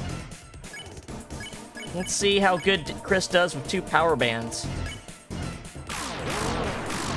Oh yeah, that's good damage.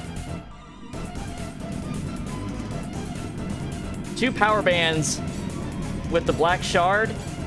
Yeah, that'll do some work. A +8 to attack, you know?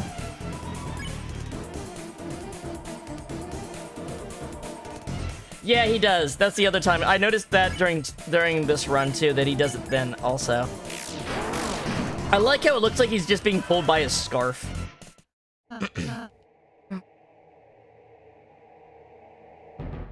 Alright. We have another climb, right? Do we have another climb, or does it start right away? Because I want to make sure my health's at max before the fight starts, so that it's easier to tell. And also so people don't fucking complain in a comment section later. Okay.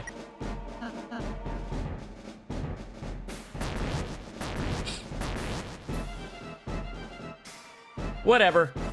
I'll just say it at the beginning of the fight and point it out if it's the case. No, this is the climb section. Yeah, because this one's got shit we can actually go through. Or what? Maybe there was in the last one too. I don't remember. We busy. We busy messing around.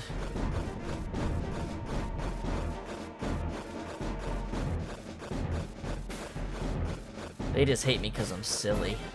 Let's go.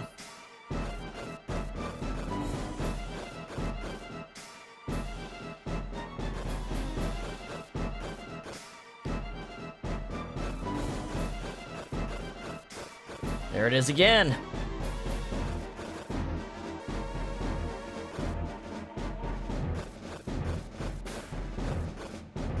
There's so many of them too. There's just so many of them, but you just don't think to notice it because it's just a common obstacle. But no, it really is just that thing that it's being depicted.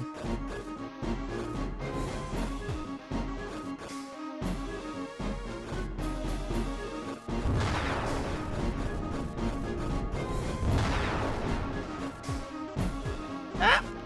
Whoop! Oh! Oh! Oh! Oh! Oh! Oh! It blows my mind that only Nightmare was harder than Jevil in this no-hit so far. Jevil's design philosophy doesn't work well for a no-hit, is the difference, I think. He's a good fight. It's not that he's not a good fight, it's just he's got a way more random factor than the other special bosses. Ah, doesn't it look like we can go much higher? Can we get much higher? Oh, you can't sing that anymore. I forgot. I forgot. That's not music you can sing out loud anymore. Let's go. All right. So is there a save point? Or are we really? I think they don't want you accidentally locking yourself in here. So this is probably where you pop up if you die in the fight, though. All right. I literally don't remember whether it's hard to get hit by this thing, whether it's easy to get hit by this thing or not. I can't remember at all, if I'm being honest.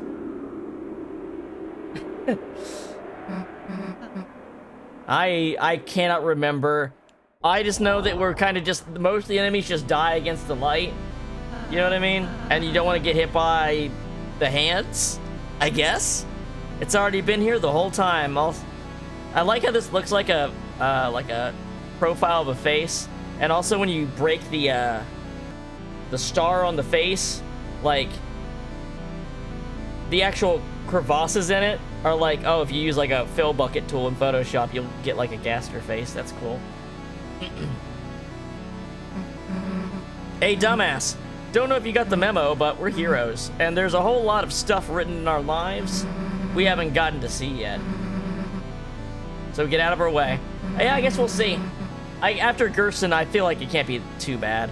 Or as soon as my hand stops shaking, my axe is gonna chop you in half. Got it? So we're gonna attack with Chris and Susie and use the item with Rousey, because Chris is still gonna do okay damage against it. Chris, Rousey, let's go. I also don't know if attacking gets you more TP than defending in Darkness. Or at least equal. I guess we'll see. And then Rousey can use the tension gem. Yeah, Chris does good damage still. 900 damage with those power bands.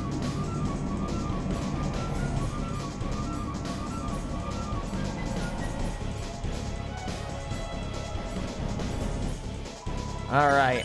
What do we need? 80? And I guess we just attack. Did we get TP for attacking? I didn't even look.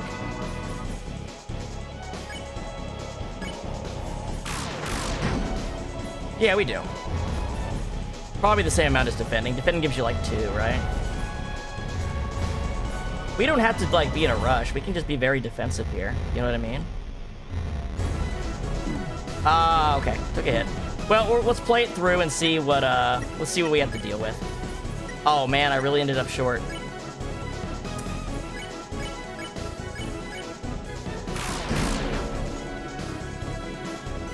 Okay. And that's gonna be enough, probably. Yeah. Watch out for the balls. So we can unleash, and then we can attack with Susie and Rousey on this turn.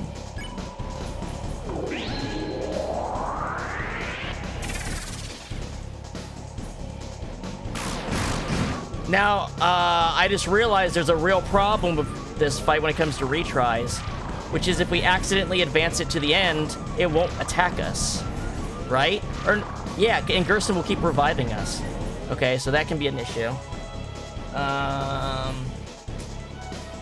What percentage? Do you know what percentage? Does anyone know what percentage this thing goes into its like scripted sequence with Gerson? Kind of need to know that, actually.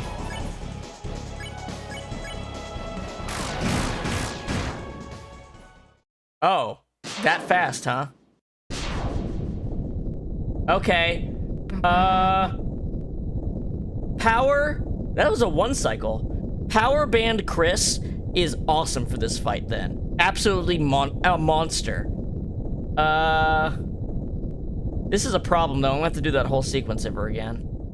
How many attacks was that? 3 turns? Was that like 3 turns?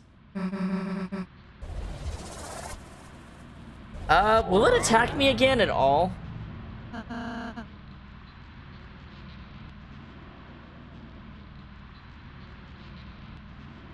I mean, that could be true. I mean, who knows?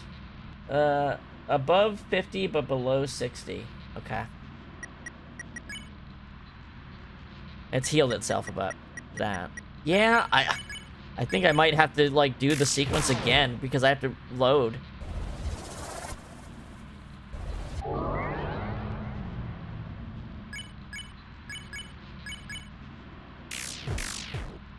Kind of lame. Honestly, I might use Rousey's Brighten ability. But then again, I might not one-cycle it if I do that.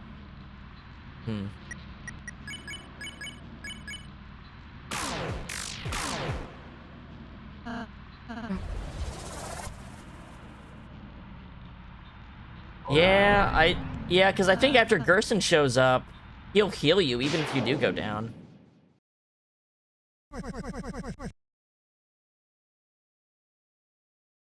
So I think we have to quit out. Yeah. Okay, let me reload. Look at him. Truckin' Asgore, Subway Slammer, and Caramel Birdley. They all have the same expression on their face. They know the end is coming. That's my inspiration board. This is what's got me through this no-hit boss run.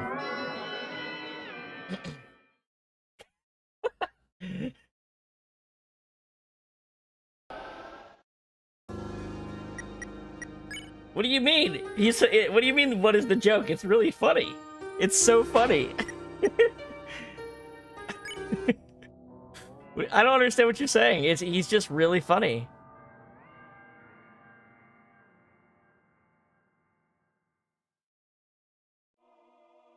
This picture is the power that has brought me to the end of this story, to the end of this quest.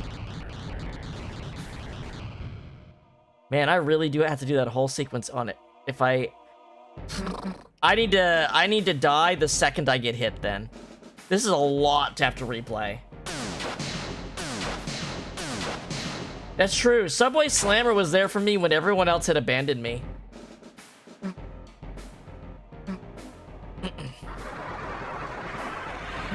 Oh, you know what? Hold on. It's not important right now, but I have to prepare something. Hold on. I have to prepare something for when we win. 1 second.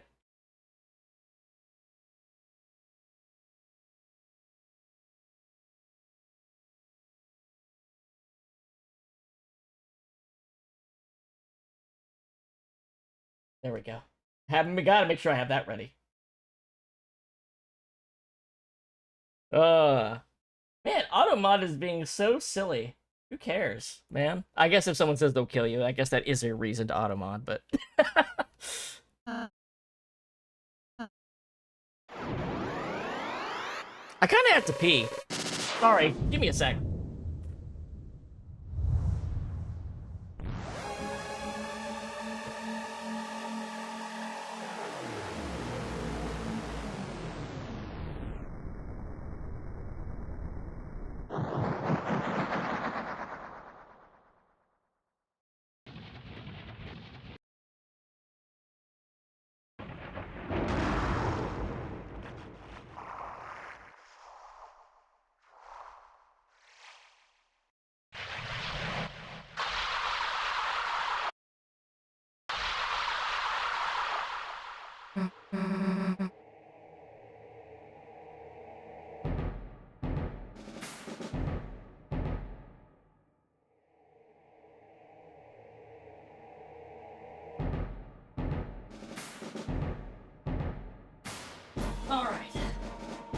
Alright. Oh, let's do this. It also doesn't like the... It is stopping all the conversation we're having today. I don't know what's up with that. Alright.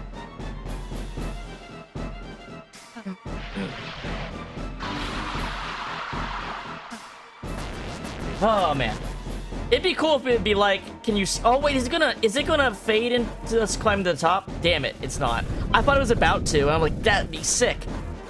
But no, the game is actually really mean to you when you reload a save. Even after you've seen a scene, it'll make you rewatch it like with Spamton.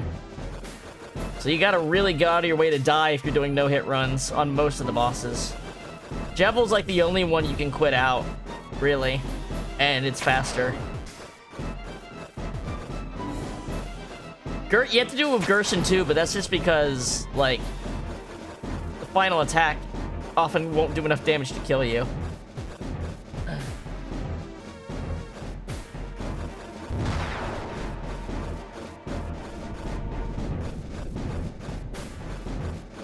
All right.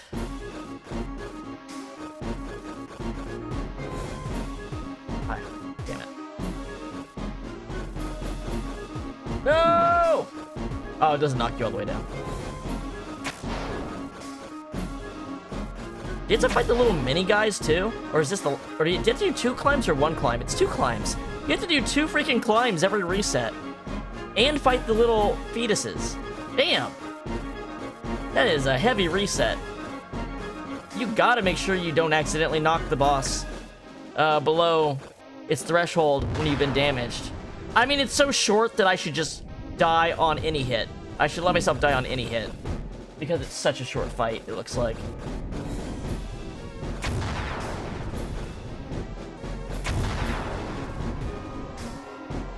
There we go.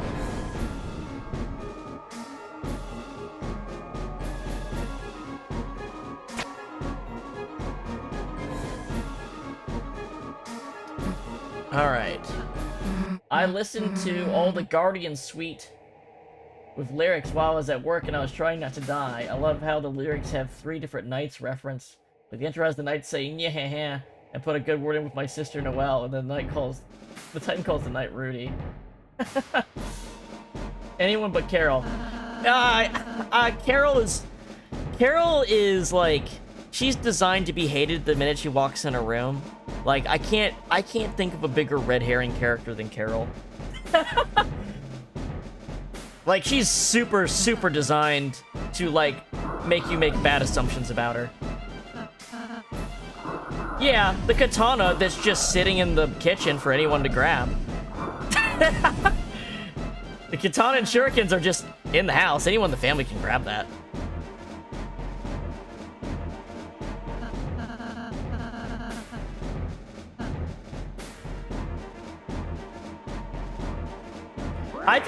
I think the strongest, it's not Carol, is the fact that there is a different set of dialogue for not checking Chris's house and going directly to the church. The game anticipates you can do that, which means Carol cannot be the knight in the fountain when you've already gotten there. Like, it's literally impossible.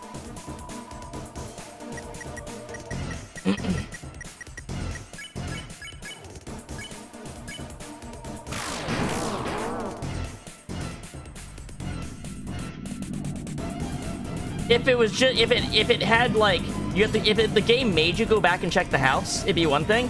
But you can just go straight to the church and there's a different set of dialogue.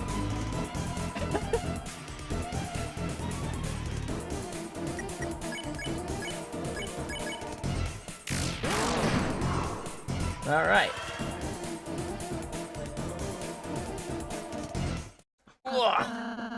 Is everyone all right? All right, climb again. Boy, we be climbing.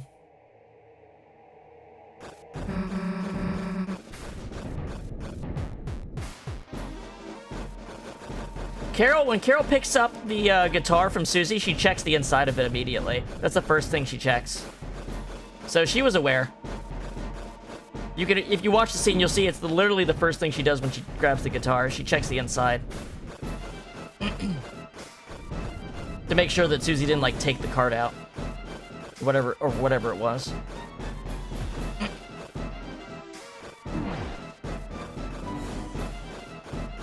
I'm not saying Carol isn't involved in the things going on, I'm just saying she isn't the knight itself. She can be a collaborator. Just like Asgore's a collaborator. Or at the very least, she is not the knight you fought.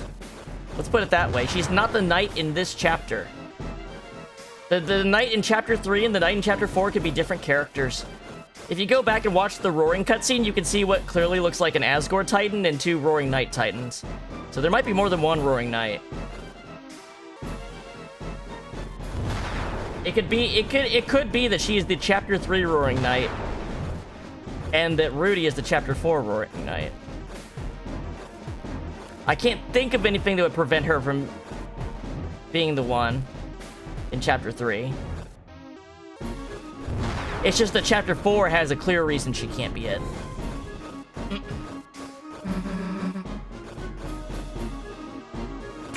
Well, the thing giving orders to Chris and Carol are two different things, because on Weird Route, Carol calls and says it's her directly in the Weird Route, and it doesn't have the weird effect on the phone. So it's two different characters in those two different calls.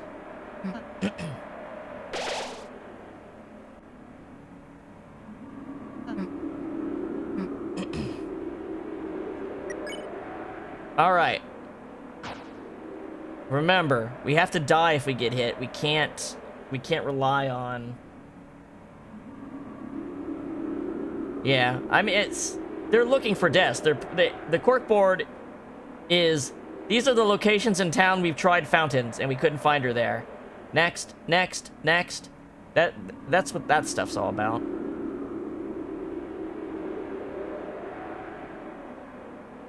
Asgore got given a black shard by Rudy, probably, or Carol, if Carol is also a knight, in order to help be an accomplice. Asgore's the one that made the cyber fountain at the very least, and the one we're in right now. Because they both have rooms that talk about doors that could fit large people. And when you complete this room, when you reappear in the church after this, Chris will turn the knob if you tell him to, but he won't open the door because he doesn't want to reveal who's behind it. Like, he'll follow the letter of what you tell him to do, but not the spirit of it. Because he's an accomplice. And he doesn't want to reveal Asgore or Rudy or both of them.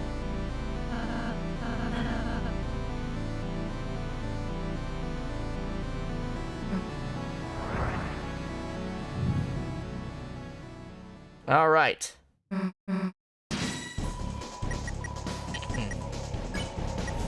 So attack, attack. Tension gem. Good, got a crit. Can the little black spirits actually hurt you? Or is it just the red ones? Okay, the black spirits can hurt you. They die so quickly near you that I never really notice. Now we need to die, because I tried that. Well, let's see where we pop up when we die then, shall we? This is a reason not to equip the Shadow Mantle, so we can die quicker.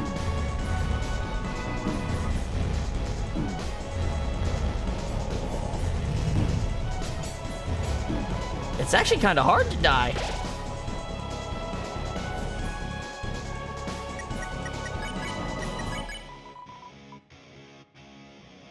All right.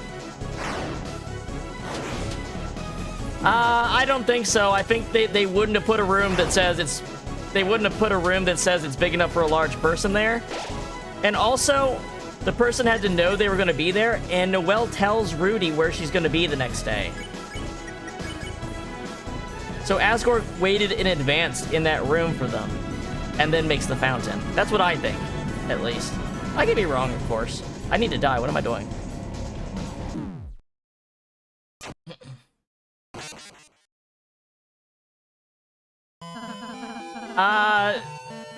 When they say large, they don't mean a normal, like, thin deer girl. they mean big, hulking Asgore. That I'll entertain a lot, but that is not. I'm not. That's a semantic game that it doesn't make any sense.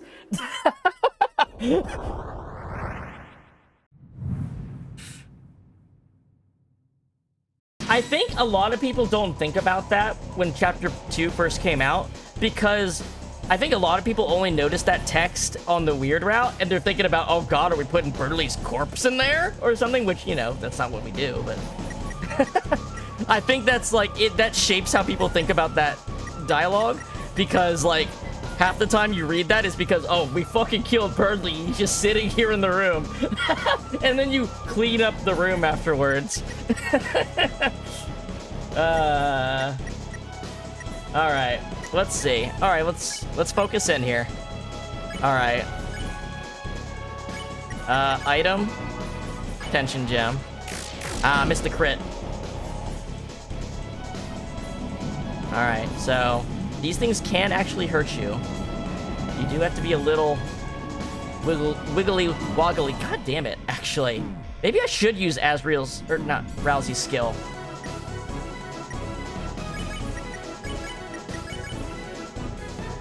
Maybe I should use the Brighten skill for the. Maybe I should spend the TP to do that, just to make it a little easier. A little slower, but a little safer might be the way to do it.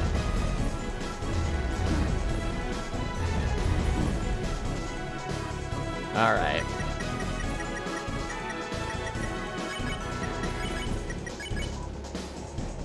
If you wouldn't mind. There we go. These hurt me, don't they? All right. So where does it put me again? Just on the... Come on, that all you got?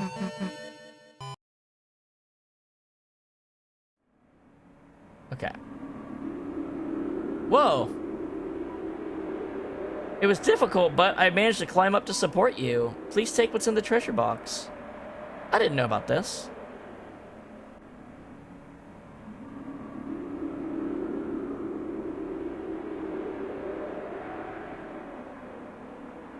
You probably get a game over or something. Oh, he's giving you healing items because it looks like you're having trouble with the final boss. Okay. Well, you know what I mean by final boss. Final for now boss. They want to make sure you don't get stuck on it. Well, that's not the reason we're dying, but I appreciate it.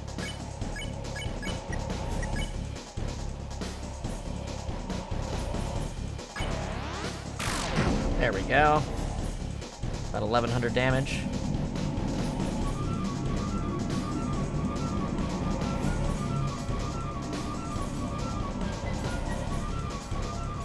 Damn. Actually, it's kind of rough to not get hit at all. Like the first turn. Like the first turn is like you don't... You know what? I'll take a first turn that's hard rather than... There's only like 3 turns. That cup was the Roaring Knight, you're right. He felt bad about what he did to me earlier. Because the cup is actually a solo cup, but it wasn't from the church, it was from Asriel's college party. And it was actually a beer pong cup, not an actual drinking cup.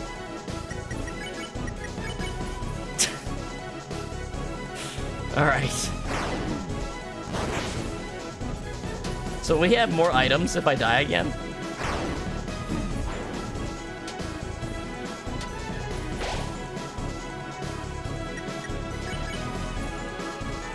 More like the Raging All-Nighter, am I right?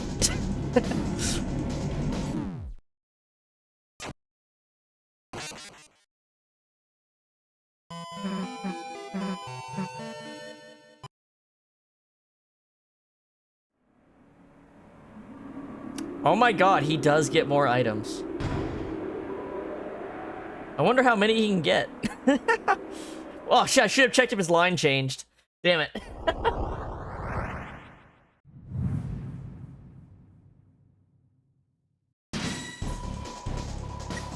Alright. I didn't have trouble with the first move last time. Did I? I don't think so. Alright, come on. Yeah, we're gonna use Asriel's Brighten. We're gonna... God damn it. Really? Even when they're that small, they'll hurt you? I thought that most of them died before they could make contact. It's such a pain in the ass. For such a short fight, that's a real pain in the ass, I'll be honest.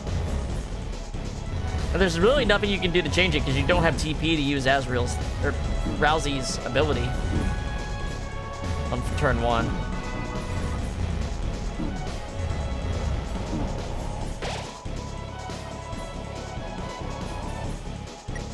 Yeah.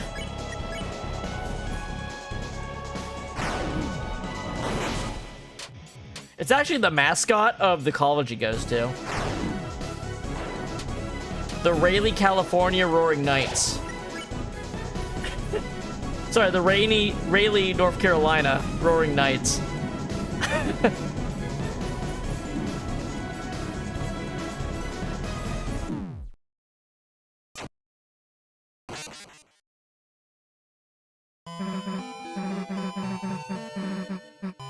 For some reason, that was the first city with an R name I could come up with.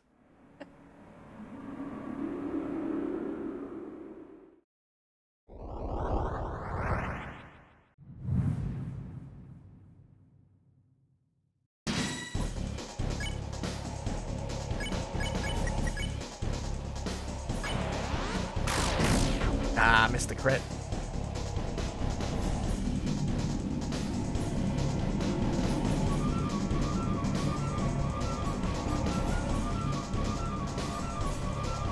Jeez. Come on. There we go. Alright. I'm gonna go ahead and just use... Oh, I thought he had the Brighten ability. Am I... Oh, it takes the whole team to do that. So you're actually... You know... Let's see. So I'm at 61. How much do I make by doing this?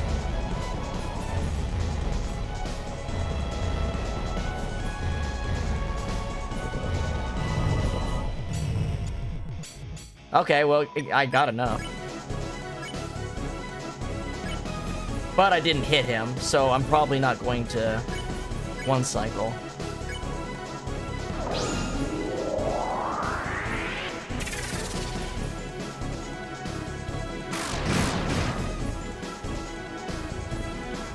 Alright, so just... Wow! I thought grazing would be fine, but it's not. You have to get completely out of its frame. That sucks, man!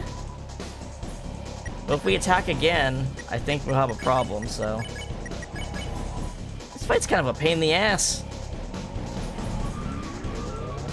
You don't think about it at all when you're actually doing it, but like...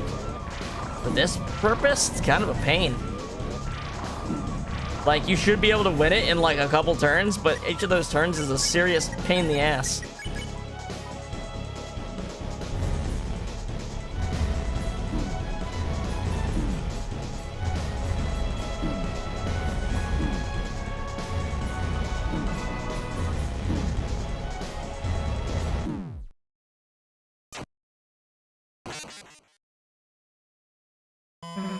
Ooh. All right. I almost accidentally hit give up. There's 5. My heroes, it was difficult, but I managed to climb up to support you.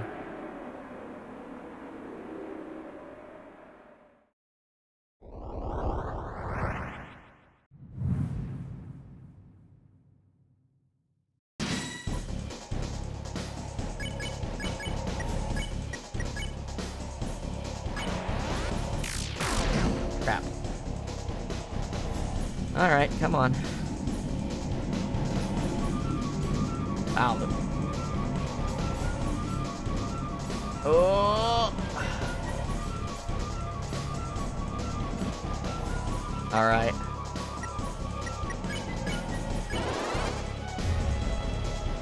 Yeah. Definitely helps these fish.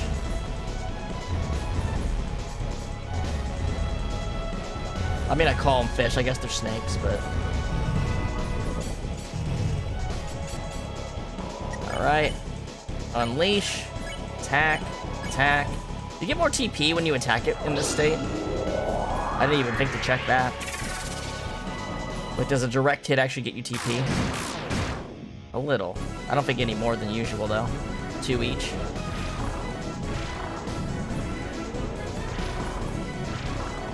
Okay, just go up and down, basically. Unless they get in the way like that. Okay. Can we crack this thing's skull right here, right now? Was it enough? It is not.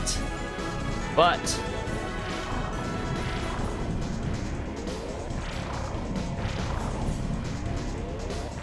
oh, this thing is such a pain in the ass! God damn it!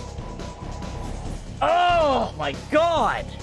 Get your little fetuses out of my face, Norman Reedus!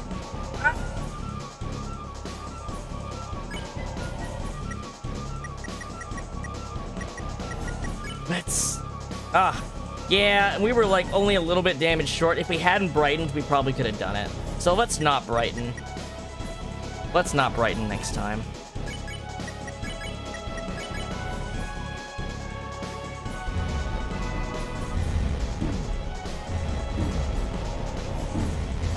We have to focus on getting the snakes if we don't brighten still, though. Because I think their TP is what's required to reach that 80.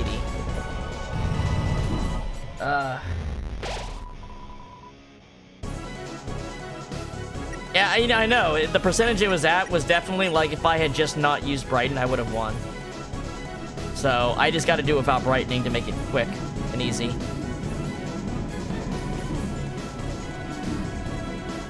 It was a tempting. If Brighten had been just like Rousey's ability in Jackenstein, easy choice, right? But it's the whole party giving up their DPS for that turn.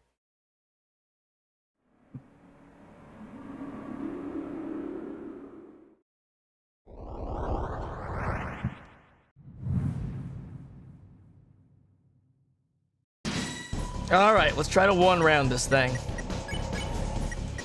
Just gotta be very careful on the couple rounds it's gonna take. Be very careful. And we missed the crits.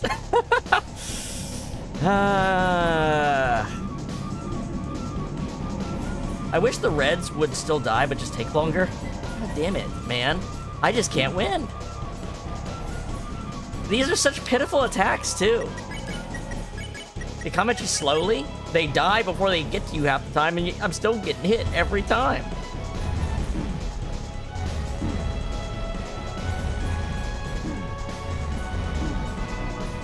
And the fucked up part is, there's nothing I could do to do it better. Like, you know what I mean? Like, it's not like I used the tension item, right? You know what I mean? There's no quicker way. You can't avoid the first attack. It's just a long-lasting, annoying attack. Come on. Kill me. Kill me!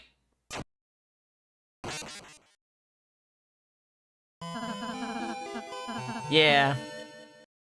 I mean, it's not a matter of beating the thing. It's a matter of not getting tapped by a very easy to tap you attack in the first round.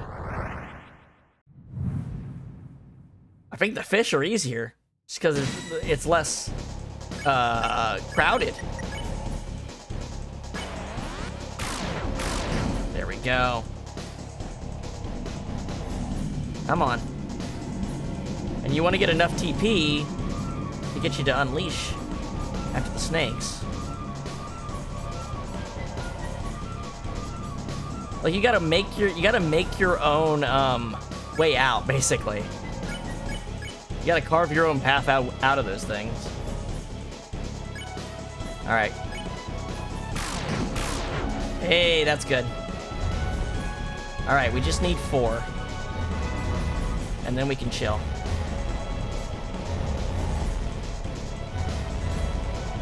And then we have to just dodge 1 round of the lasers, and we'll get him. Just gotta dodge the lasers now.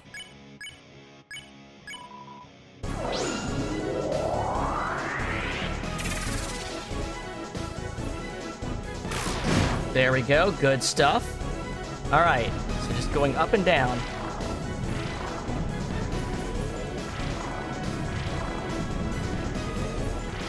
God damn these little fuckers! Oh my god, it's so annoying! They just get in your way and you can't move!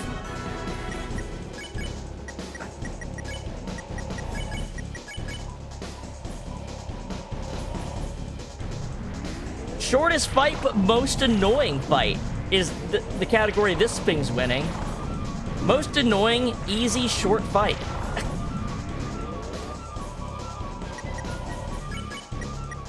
And then he takes so long to kill me.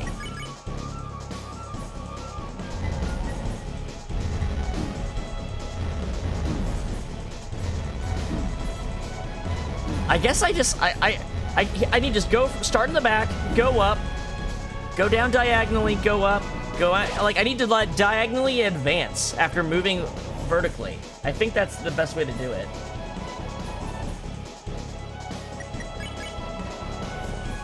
Yeah, it was looking good, wasn't it? We had all crits too. It's weird. Like, I've only fought this thing a couple times, but it's got me so irritated so quickly. Like, it'd be hours before I'd get to this point with on another boss. I don't know why this one's got me so irritated. It's like hour 6 where I lose my mind with Jevil.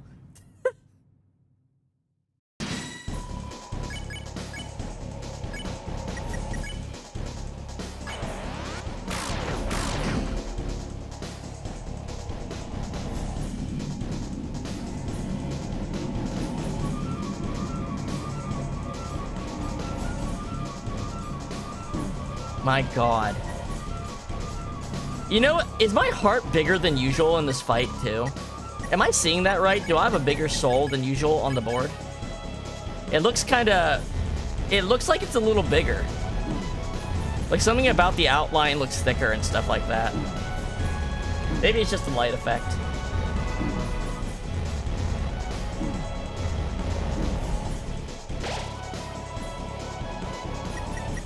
I guess it is a lot of damage, but like... I've fought so many bosses, like, no healing at this point, that, like, damage doesn't mean anything except for I have to reset. You know what I mean?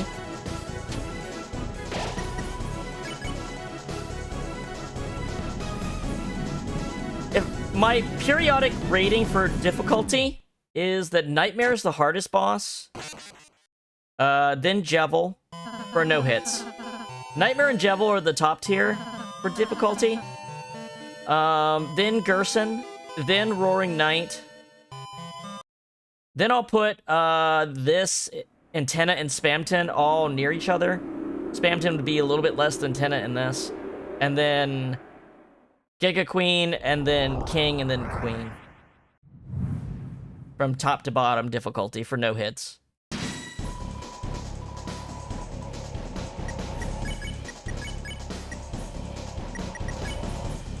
Jevil is surprisingly the hardest for a no-hit.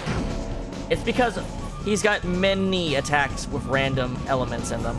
So consistent strategies just don't work. Like, there isn't a consistent strategy for a lot of his attacks. A lot of it is improvising on the fly. And having to roll that die so many times in a row just makes it damn near impossible. Okay, now we're gonna swing.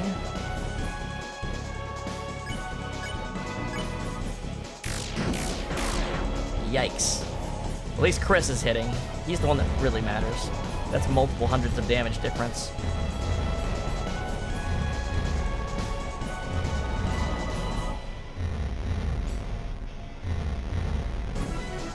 Alright.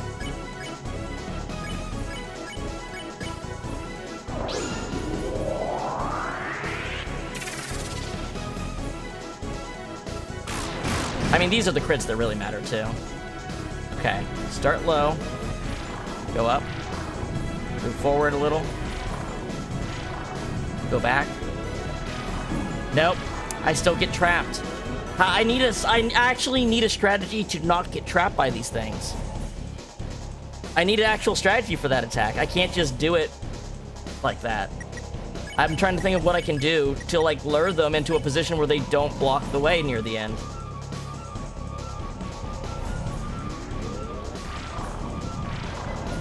There's an answer I have, and I fucking hate it and won't do it, which is to use Brighten to get through this attack and go 2 rounds. That sounds like an awful solution, though.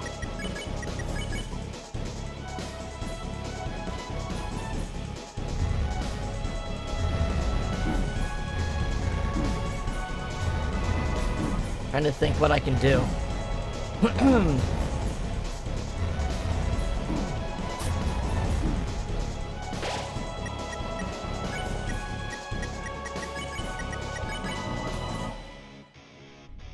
Nothing's come to mind, honestly. I don't know how to control their movement in a way that's, like, useful. I guess maybe I could try to use slow-mo to get between them at the last second. I could try that. I could try that.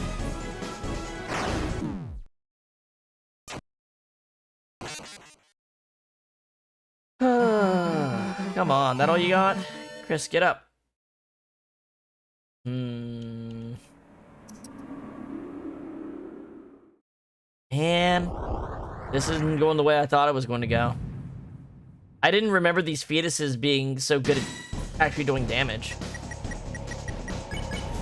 I just thought they were just kind of like free TP. But they're like the #1 factor in this fight for a no-hit.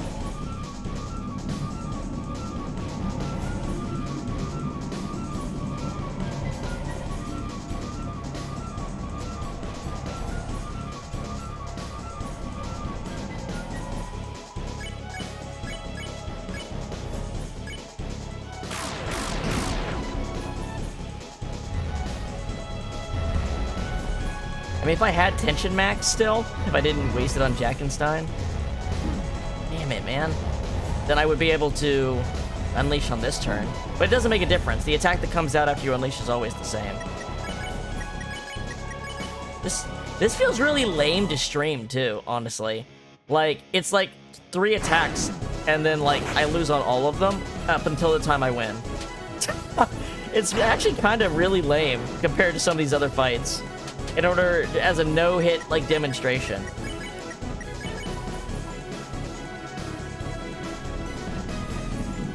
I have to roll DC 15 3 times to win this fight, basically. 3 times back-to-back. Not impossible, but not great either.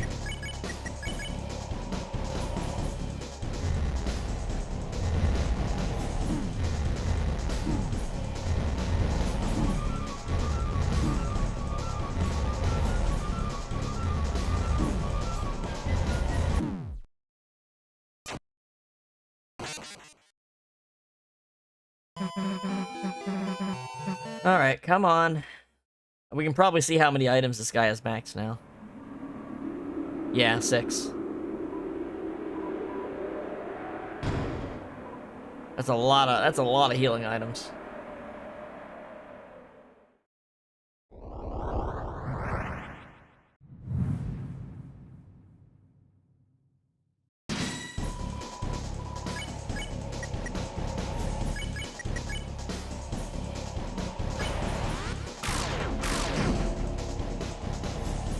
Come on.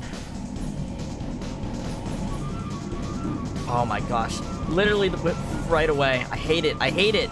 Can't just... If you're gonna do this to me, just fucking kill me in the same attack, please.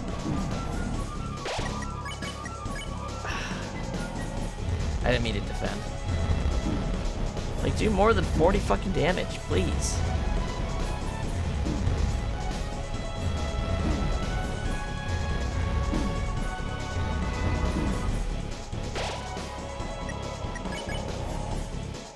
Ugh. I feel like a whiny baby because this fight is making me one.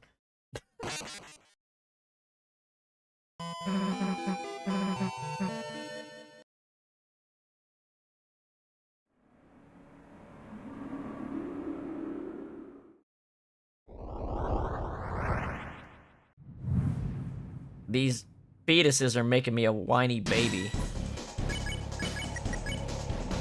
Alright, come on.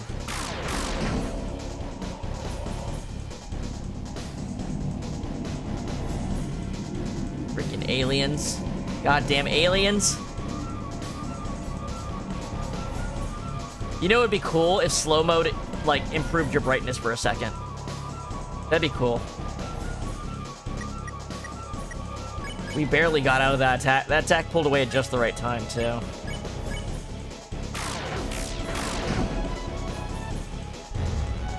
Alright, come on.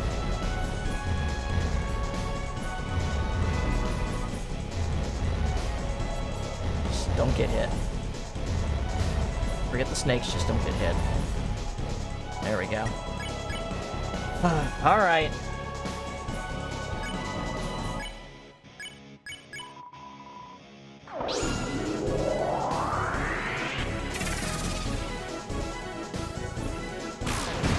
Aw, oh, damn it, I didn't get the crit.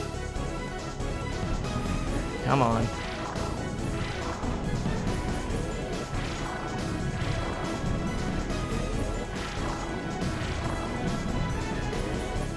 Alright, we got through. Now really wallop this thing. That wasn't enough, I didn't crit. That sucks. That really sucks, man. Now I choose not to crit.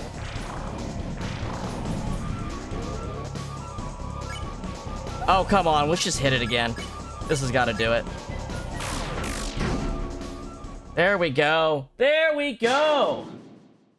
Alright. Yeah, you can see the caster face there if you fill in the cracks, right? Did we do it?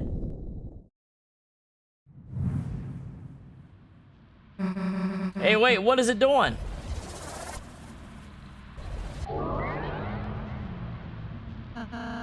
It's regenerating.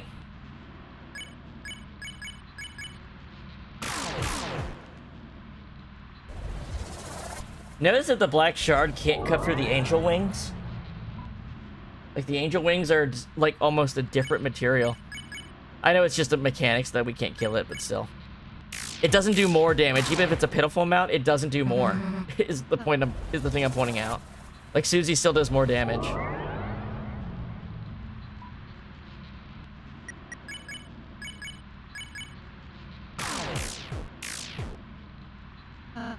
Seems we were only damaging its outer shell. As long as the inside is intact, this battle will just keep. You know what we could really use right now? Some help. From the Subway Slammer.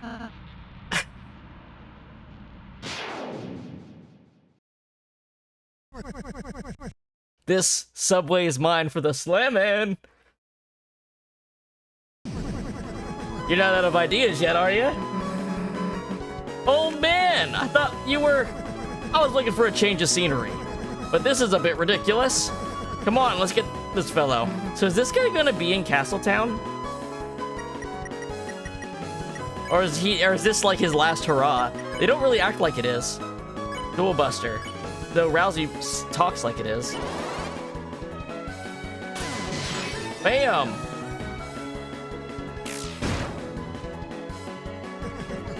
Yeah, not bad.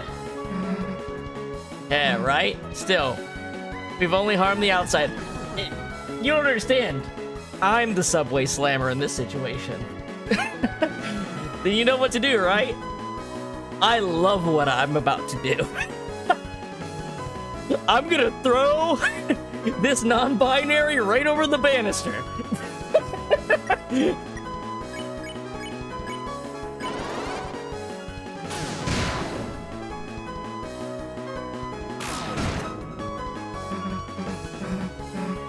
Let's go!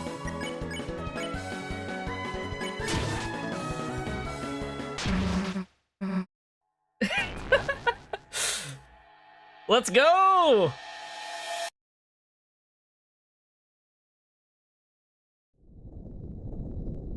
As we're descending, I can hear that chirp, that bird-like sound, you know, in Japan when the train's about to come in.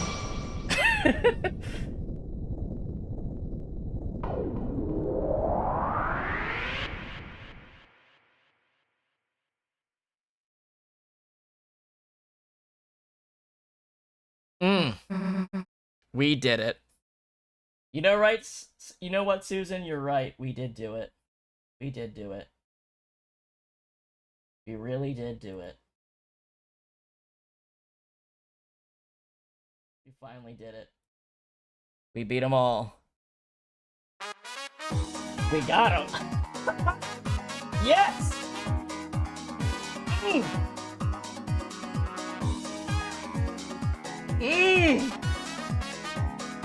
This is me right now.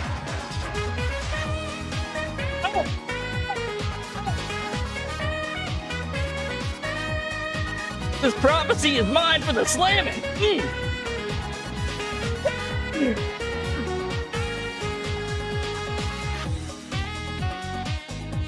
I love it. He just knocking people down while dancing. And the main character's just sitting there watching it happen. This is gonna get fucking copyright struck, isn't it? I don't fucking care.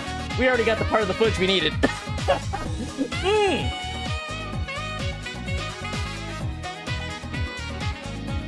All bosses. No hit. Did it in a week, baby. Did it in a week.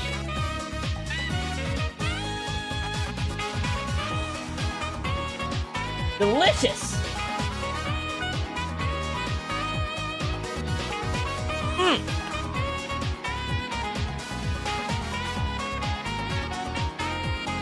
That's a victory lap. This is the victory dance. We got it. Also, his moves are good. I assume it's just literally the character in P4 dancing. His moves moved into a P5X like area with his model, but still.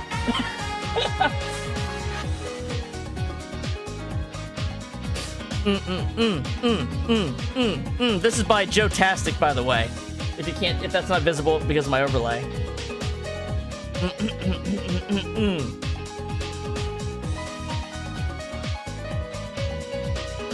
Man, yeah, so if I'm gonna rate them, from hardest to least hard. Again, Nightmare's the hardest. He doesn't take the longest, but he's the hardest. I got lucky beating him. Everyone who beats him got lucky. That's the problem. Joe-tastic, at Joe-tastic made this. All right. Hell yeah. Hell yeah. But yeah, Nightmare, then Jevil, then Gerson, then Roaring Knight, then Tenna, then this, then Spamton Neo, then Giga Queen, then King, then Queen. Queen we literally did it first try, not even meaning to, so that one has to be at the bottom. Holy shit. We did it. Hey Chris, what's the deal with that red heart thing? Don't worry about it, we're skipping text now. We're bringing this to an end. Let's go.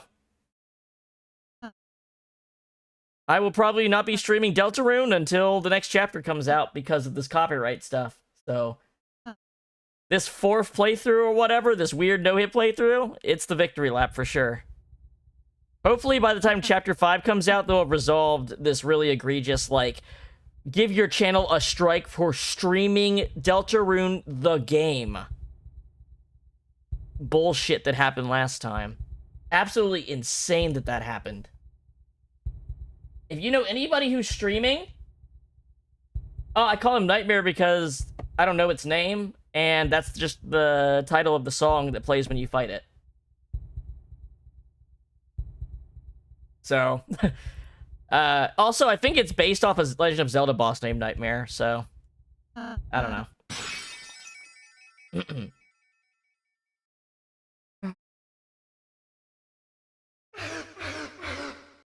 Oh, I thought the song was called Nightmare.nes. Okay, and what is Mare backward? And what is ERIM backwards? It's Mare. It's Nightmare. There's the double for you. I don't know. It doesn't really matter. There isn't an official name, so whatever name I use is going to be bullshit, no matter for SEO, no matter how I write it.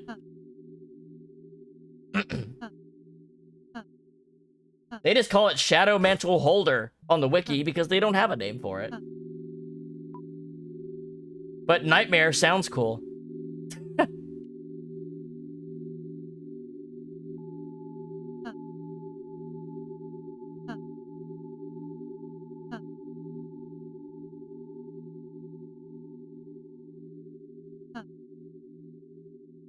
All right, there we go.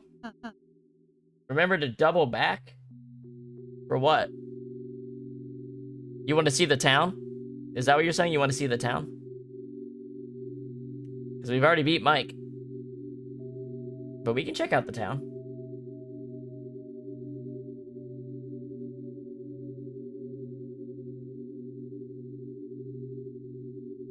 Ba-da-ba-da-ba-ba-da-ba-da-ba. Oh, you can't. Oh, let's see.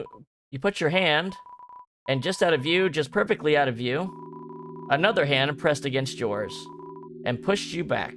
Cool. Never seen that. Huh. And you know what's happening? It's your shadow is out of view when you do this. That's cool. You see that? Like, you see how it's positioned? So that when you actually are viewing that text, the hand can be a reflective glass, or it could be like your shadow matching your movement. That's cool.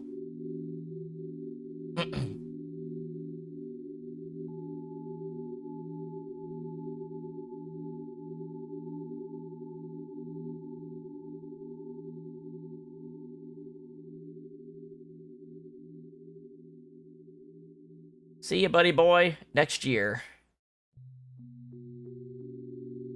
Alrighty.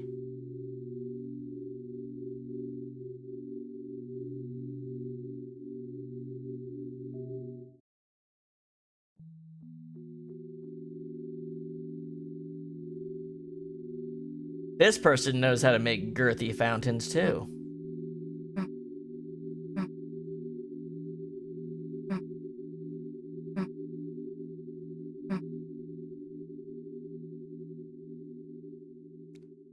Ba-ba-bum, ba-bum-bum-ba-bum. I kept thinking of the Persona song. Yeah, Birdly, the fat Birdly is what made this fountain. You're right, it's Girfly. It's caramel Girfly.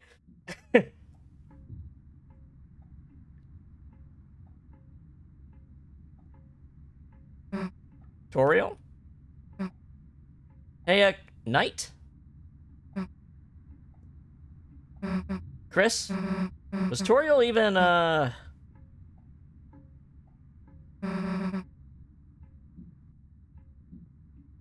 Let's just go. But yeah, I definitely think that Asgore made the backup fountain here. I think this makes it really obvious. It's a door. A large person can fit inside, but when you try to turn the doorknob, Chris will just do the letter of the command and not actually open it. You turned the doorknob. You didn't do anything else. Because he doesn't want to reveal that to you. Because he's an accomplice. Sorry, they don't want to reveal that to you because they're an accomplice.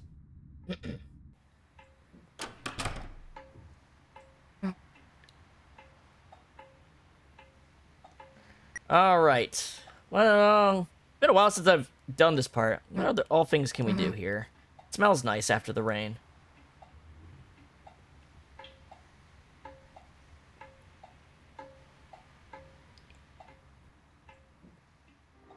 They're similar.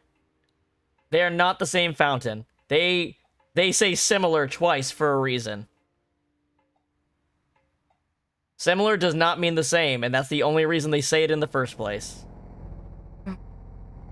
They're made by people who have the same intention. That's why they are similar.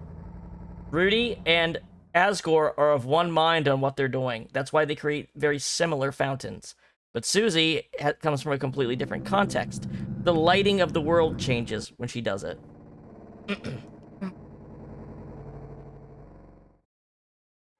They could also just have been made with the same implement. If the black shard Asgore has came from the blade of the knight, then they're made using the same implement as well.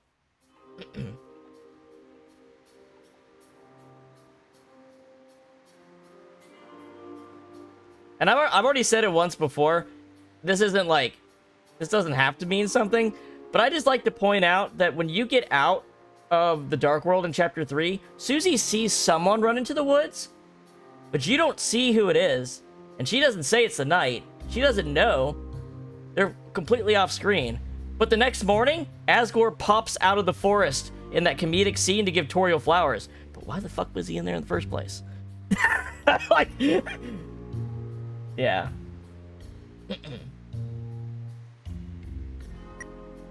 But it's not the same place. You know why it's not the same place?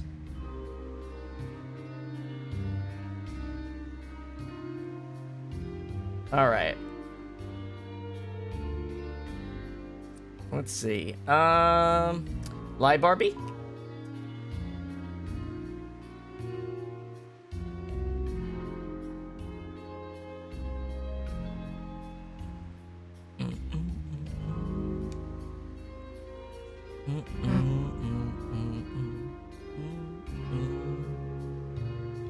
It's weird you don't go into the school. Like, I know it's locked, but like You think Susie would want to see if the old man was in the town or something?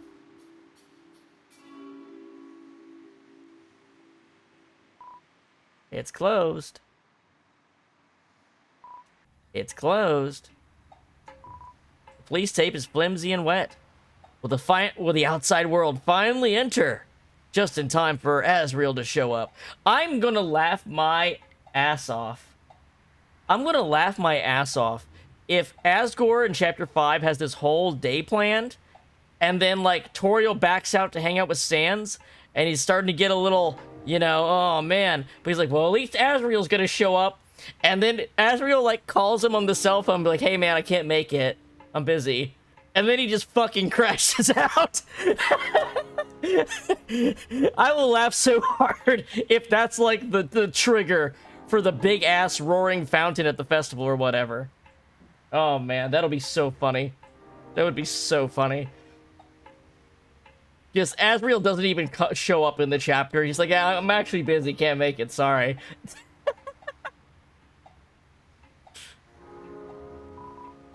closed.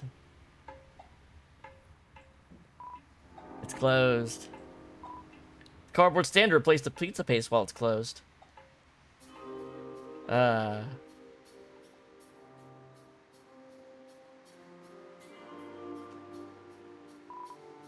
I do think the fact that Asgore's been putting flowers and giving them away to people all around town is gonna connect to some giant fucking fountain pentagram ass shit. It's gonna. I think Chapter 5 is gonna be a huge chapter. Like, it'll be the first chapter with actual side quests and shit. I think that'll be what distinguishes it, because it's gonna envelop most of the people in the fucking town, which means there's all this opportunity to do, like, character-specific side quests with different parts of people in the town.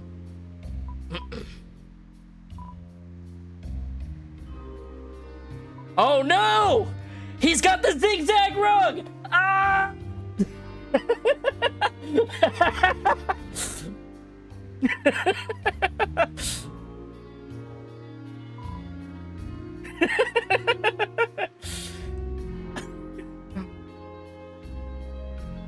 It's all coming together! Papyrus is Rudy! Rudy dies and becomes a skeleton! He doesn't have the horns because the horns are made of keratin, not bone!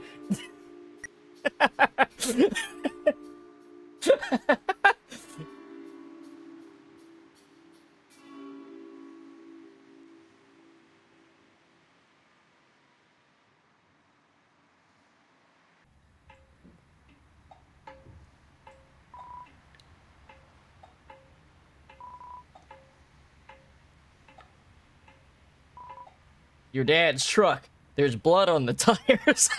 The back door is blocked. You can only see through the basement window. A cork board is covered with tons of papers and documents litter the floor.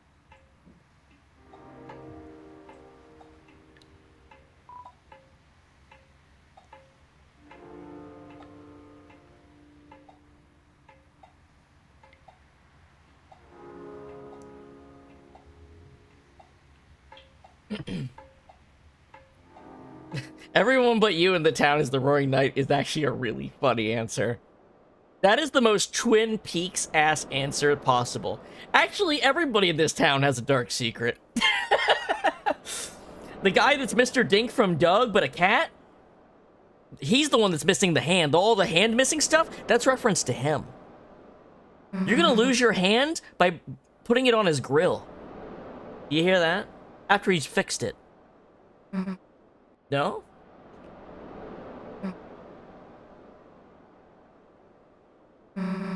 Sounds like someone's playing a song out there.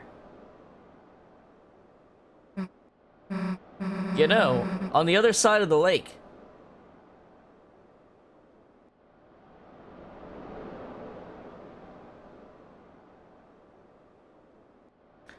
I can't wait to see what Joey Chestnut's Dark World looks like as the food eating contest gets enveloped in a dark fountain.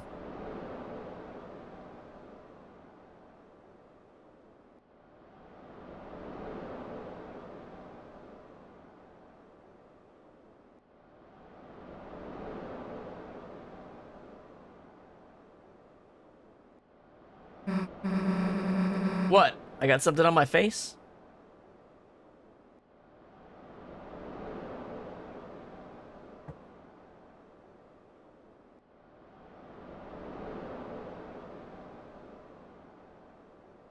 It'd be like a dead rat rolled it or something.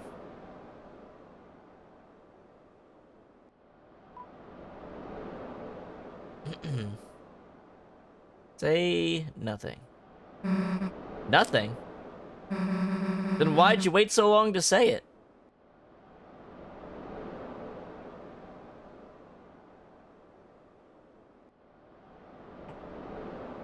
You don't say anything on the other answer, so I wanted to see what nothing would do.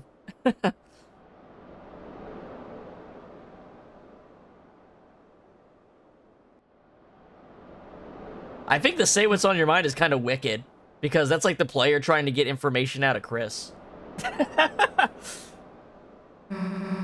Guess we should go. Chris? Come on, we can't just sit here forever.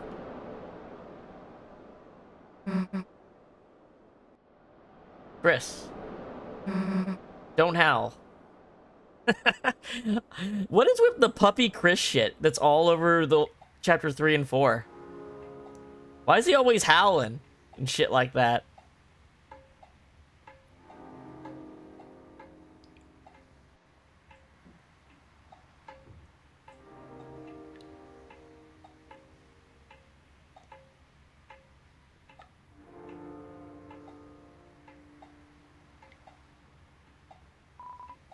It's an ornate gate. It appears to be locked.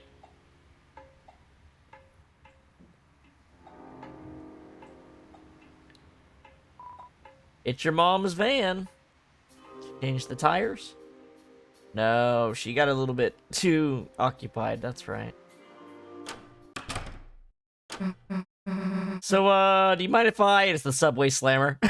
Dancing with her? I wish I could have hot modded the game to do that. I wonder if this is some kind of taunt to you. The dog listens to its master. Maybe. I mean, he's howling at the moon. I'm pretty sure it's just him howling at the moon. Haha. I have not danced the jitterbug like this in ages. Well, you aren't bugging me, so jitter away. Why didn't the skeleton have anybody to dance with? Because he had no body to dance with. Good one. Not only did you totally botch that joke, but I'm dancing with you, so it doesn't make any sense. Aha. Are we interrupting something? Oh, Chris, Snoozy. No, you're not interrupting anything. We were looking for you at church, and sorry, I canceled choir practice today due to the rain. The weather was so bad, and Chris, Susie, have you met Mr. Sands? Hey, Susie, did you want to stay over again? You can just sleep in, Asriel's bed. I think I gotta be going, actually. Oh, alright. See you later, honey. I mean, Susie. Later.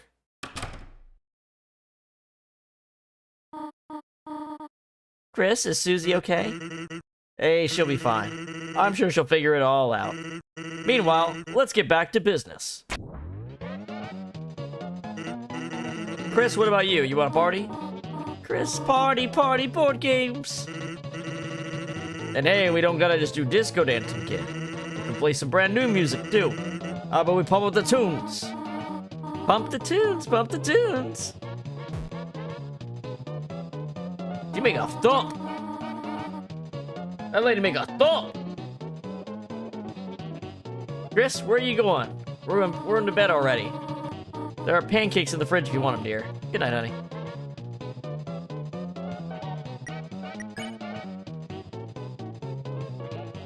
You know, I didn't do anything with the extra money I took.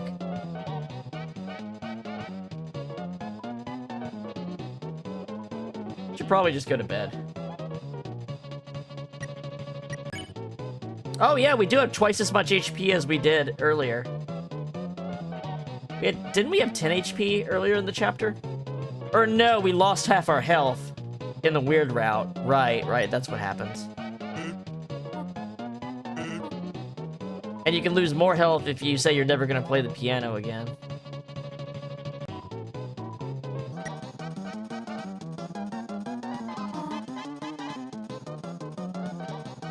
Tenna has to watch this. Well, I don't know. Tenna has to sit there and watch this shit.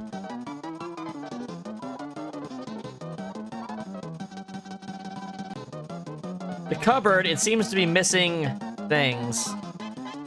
I like the idea here that Sans came in and, like, hid the knives.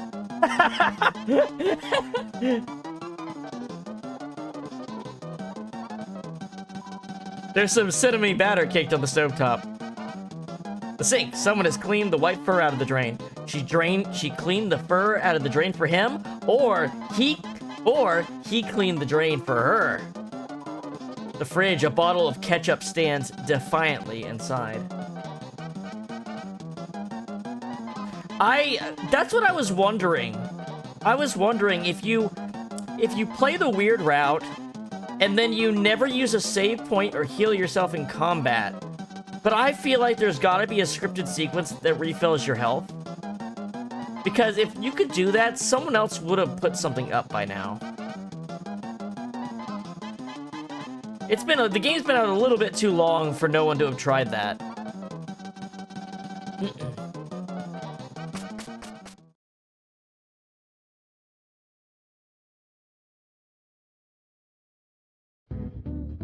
Dum dum dum dum dum.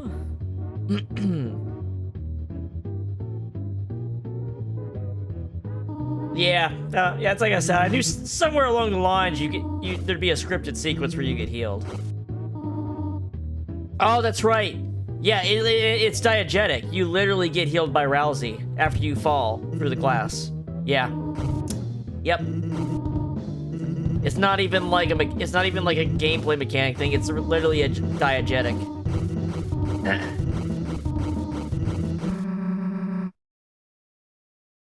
And after you bite your hand as Chris, Susie heals you before the Titan fight.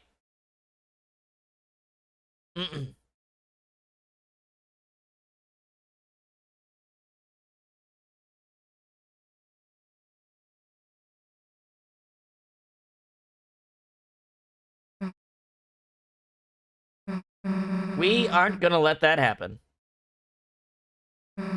Right?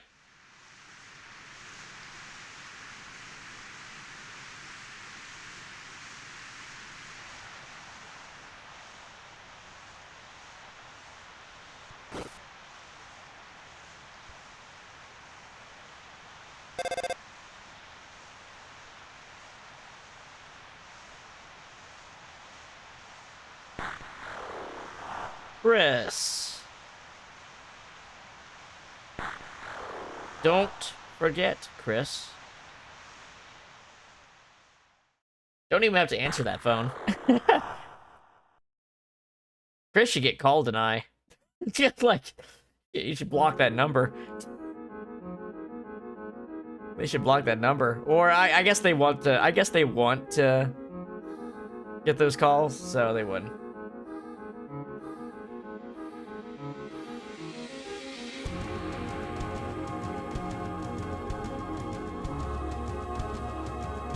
Well, there we go.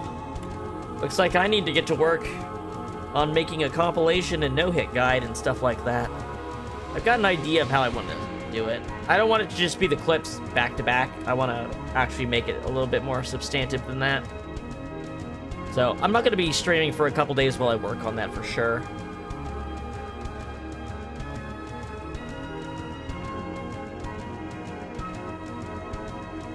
Alright.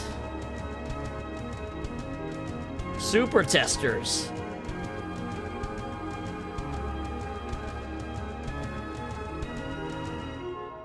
Well done.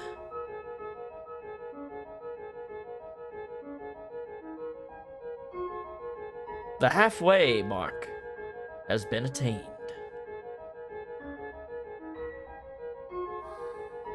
But it is still waiting.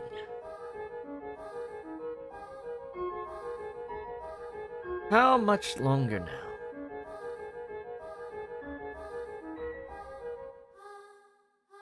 My Deltarune.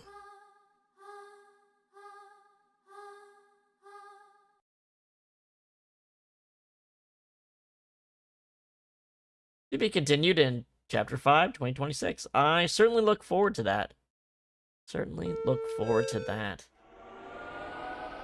Holy crap. Well, there we go. Hey everyone. Thanks for watching and chatting along with me on this playthrough. I have plenty of other stuff over on YouTube. I've got VODs for all my different playthroughs. There's a ton of stuff there. Same name, known fact. If you like what you're watching and haven't subscribed or followed on whatever your preferred, streaming thing is, please do so. It'd be much appreciated. In terms of schedule, like I said, I'm going to be working on the compilation video for this for a few days. So on the 25th, the new the Somnium Files game comes out. We're going to be streaming that. We still have to stream the second game, so I think that's going to take priority. I think that's good. I think AI, the Somnium Files Nirvana initiative is going to take priority over Earthbound. Until we can at least make sure we'll be ready in time for the third game coming out, and then I'll start playing the Earthbound playthrough again. I know we put everything on hold to do this for like the last week, but that's just how it's rolling. Anywho, I hope everyone has a good evening, and I'll see you guys later.